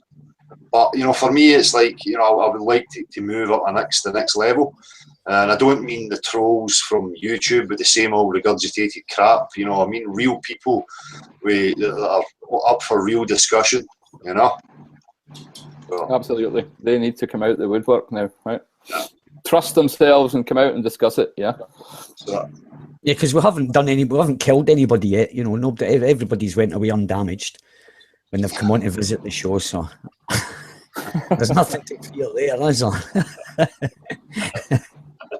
Absolutely, it's just grown ups having a conversation, right? So, well, as you know, we're not, as you say, we're not idiots or anything like that. We're quite polite, you know, so and respectful. I think that's one. Sorry, Del, on you go. No, that's it. You know, they know that, they know the format, you know, and how to apply themselves. But you know, we've yet to see it. We get dishonesty and troll behaviour with sophism and, you know, other manipulative tactics, and that's about it. You know, so but all it does is just, you know, add weight to the fact that there is a deception and, you know, a deliberate attempt to keep it quiet and cover it up as best they can. You know, and that's all they have to offer. Yep, it all falls down. The emperor has no clothes. Yeah. Listen, guys, I'm going to have to knock it on the head. Eric, nice meeting you at last. Hope you can come back on at some point in the future, maybe. Let's keep in touch. Thanks. And definitely, yeah, it's good to meet you. Guys, have a nice call still. Yeah, hang in there. All right, Gavin, you have a good day, mate. Yeah. Cheers, Gavin. Bye. Yeah, nice one, buddy. Speak to you later. Yeah. Well, guys, I'm pretty much the same. It's been 3.5 hours, and it's been great. Cool, 2.5 hours, sorry. Alright, me too. I'm hungry now. Right. So, everybody that's come on, Eric, you know, I appreciate you coming on, man. You know, you're welcome to come in anytime you like. If you get some free time, you can pop in whenever, man. Great. Yeah, your show's usually when I'm fast asleep, so I don't know. Come in. Yeah, if I wake up in the middle of the night. Oh, okay. Well, we can. Okay, it's going up past this. I'm just going to mute Ali here because. Oh, right, okay, tack, okay. You know, we can arrange it again if you want to do it again sometime. You know, we can do it in the afternoon. I'm up for that, mate. Guys, I say I can only appreciate you for coming on and supporting the activism and all the work that you've done and probably will continue to do. You know. Right back at you, man. Cheers, bud. Appreciated, mate. See you guys. Robbie, cheers. Right, catch you tomorrow or the day after. See you, Ali. Yeah, nice one, bro. Guys. Cheers. Yep. John, cheers, man. Yep, good. Cheers for Yeah, coming so that on. was yeah, nice one. Yep, thanks, Eric, for coming on, mate, and yeah, thanks for your work. Keep it up, and take it easy. Good. All Likewise. right, buddy. Yeah. You take it easy. All right, guys. John, Marshall, see you later. See you later, Ali. Cheers, guys. John, cheers, man. Aye, so thanks to everybody. Nick, Gav, Rob, Marshall. Is Magumba there in the chat as well? Marshall. Yeah, he's still here, man. Yeah, nice one. Cheers, Shooty boy. And thanks to everybody for showing up. As I say, you know, I'm contemplating maybe going back on at 7:30, but we're nearly at 6 o'clock here, so I don't know how people feel. Or has there been any requests for anybody to come in and have a say or anything, Marshall? There are a number of requests for people to join the panel for questions for Eric, but I explained that would be for another occasion. Yeah, well, we'll have to see how we go, but I mean, I can do 7:30 though if you want to. Well, I don't know. I mean, you know, maybe Eric, if Eric wants to come back on again and, you know, come onto an open platform where people can come in and talk and maybe ask questions, you know, we'll see. It's up to Eric if he's up for that. But, you know, I'm certainly up for that. But, aye. So that's about it then. You know, I don't know if I'll go back live at 7:30. I'm not sure. I don't know if there's many people who have got something to say just regarding Eric. But you know, we'll speak to Eric and see how things are, and we'll do it again sometime soon. So, but for now, thanks to everybody who showed up and took part again. Appreciated. Take it easy, people. The Earth's not a globe. It's time for people to face up to that and move on to the next stage. So, cheers. Appreciated, people. Peace.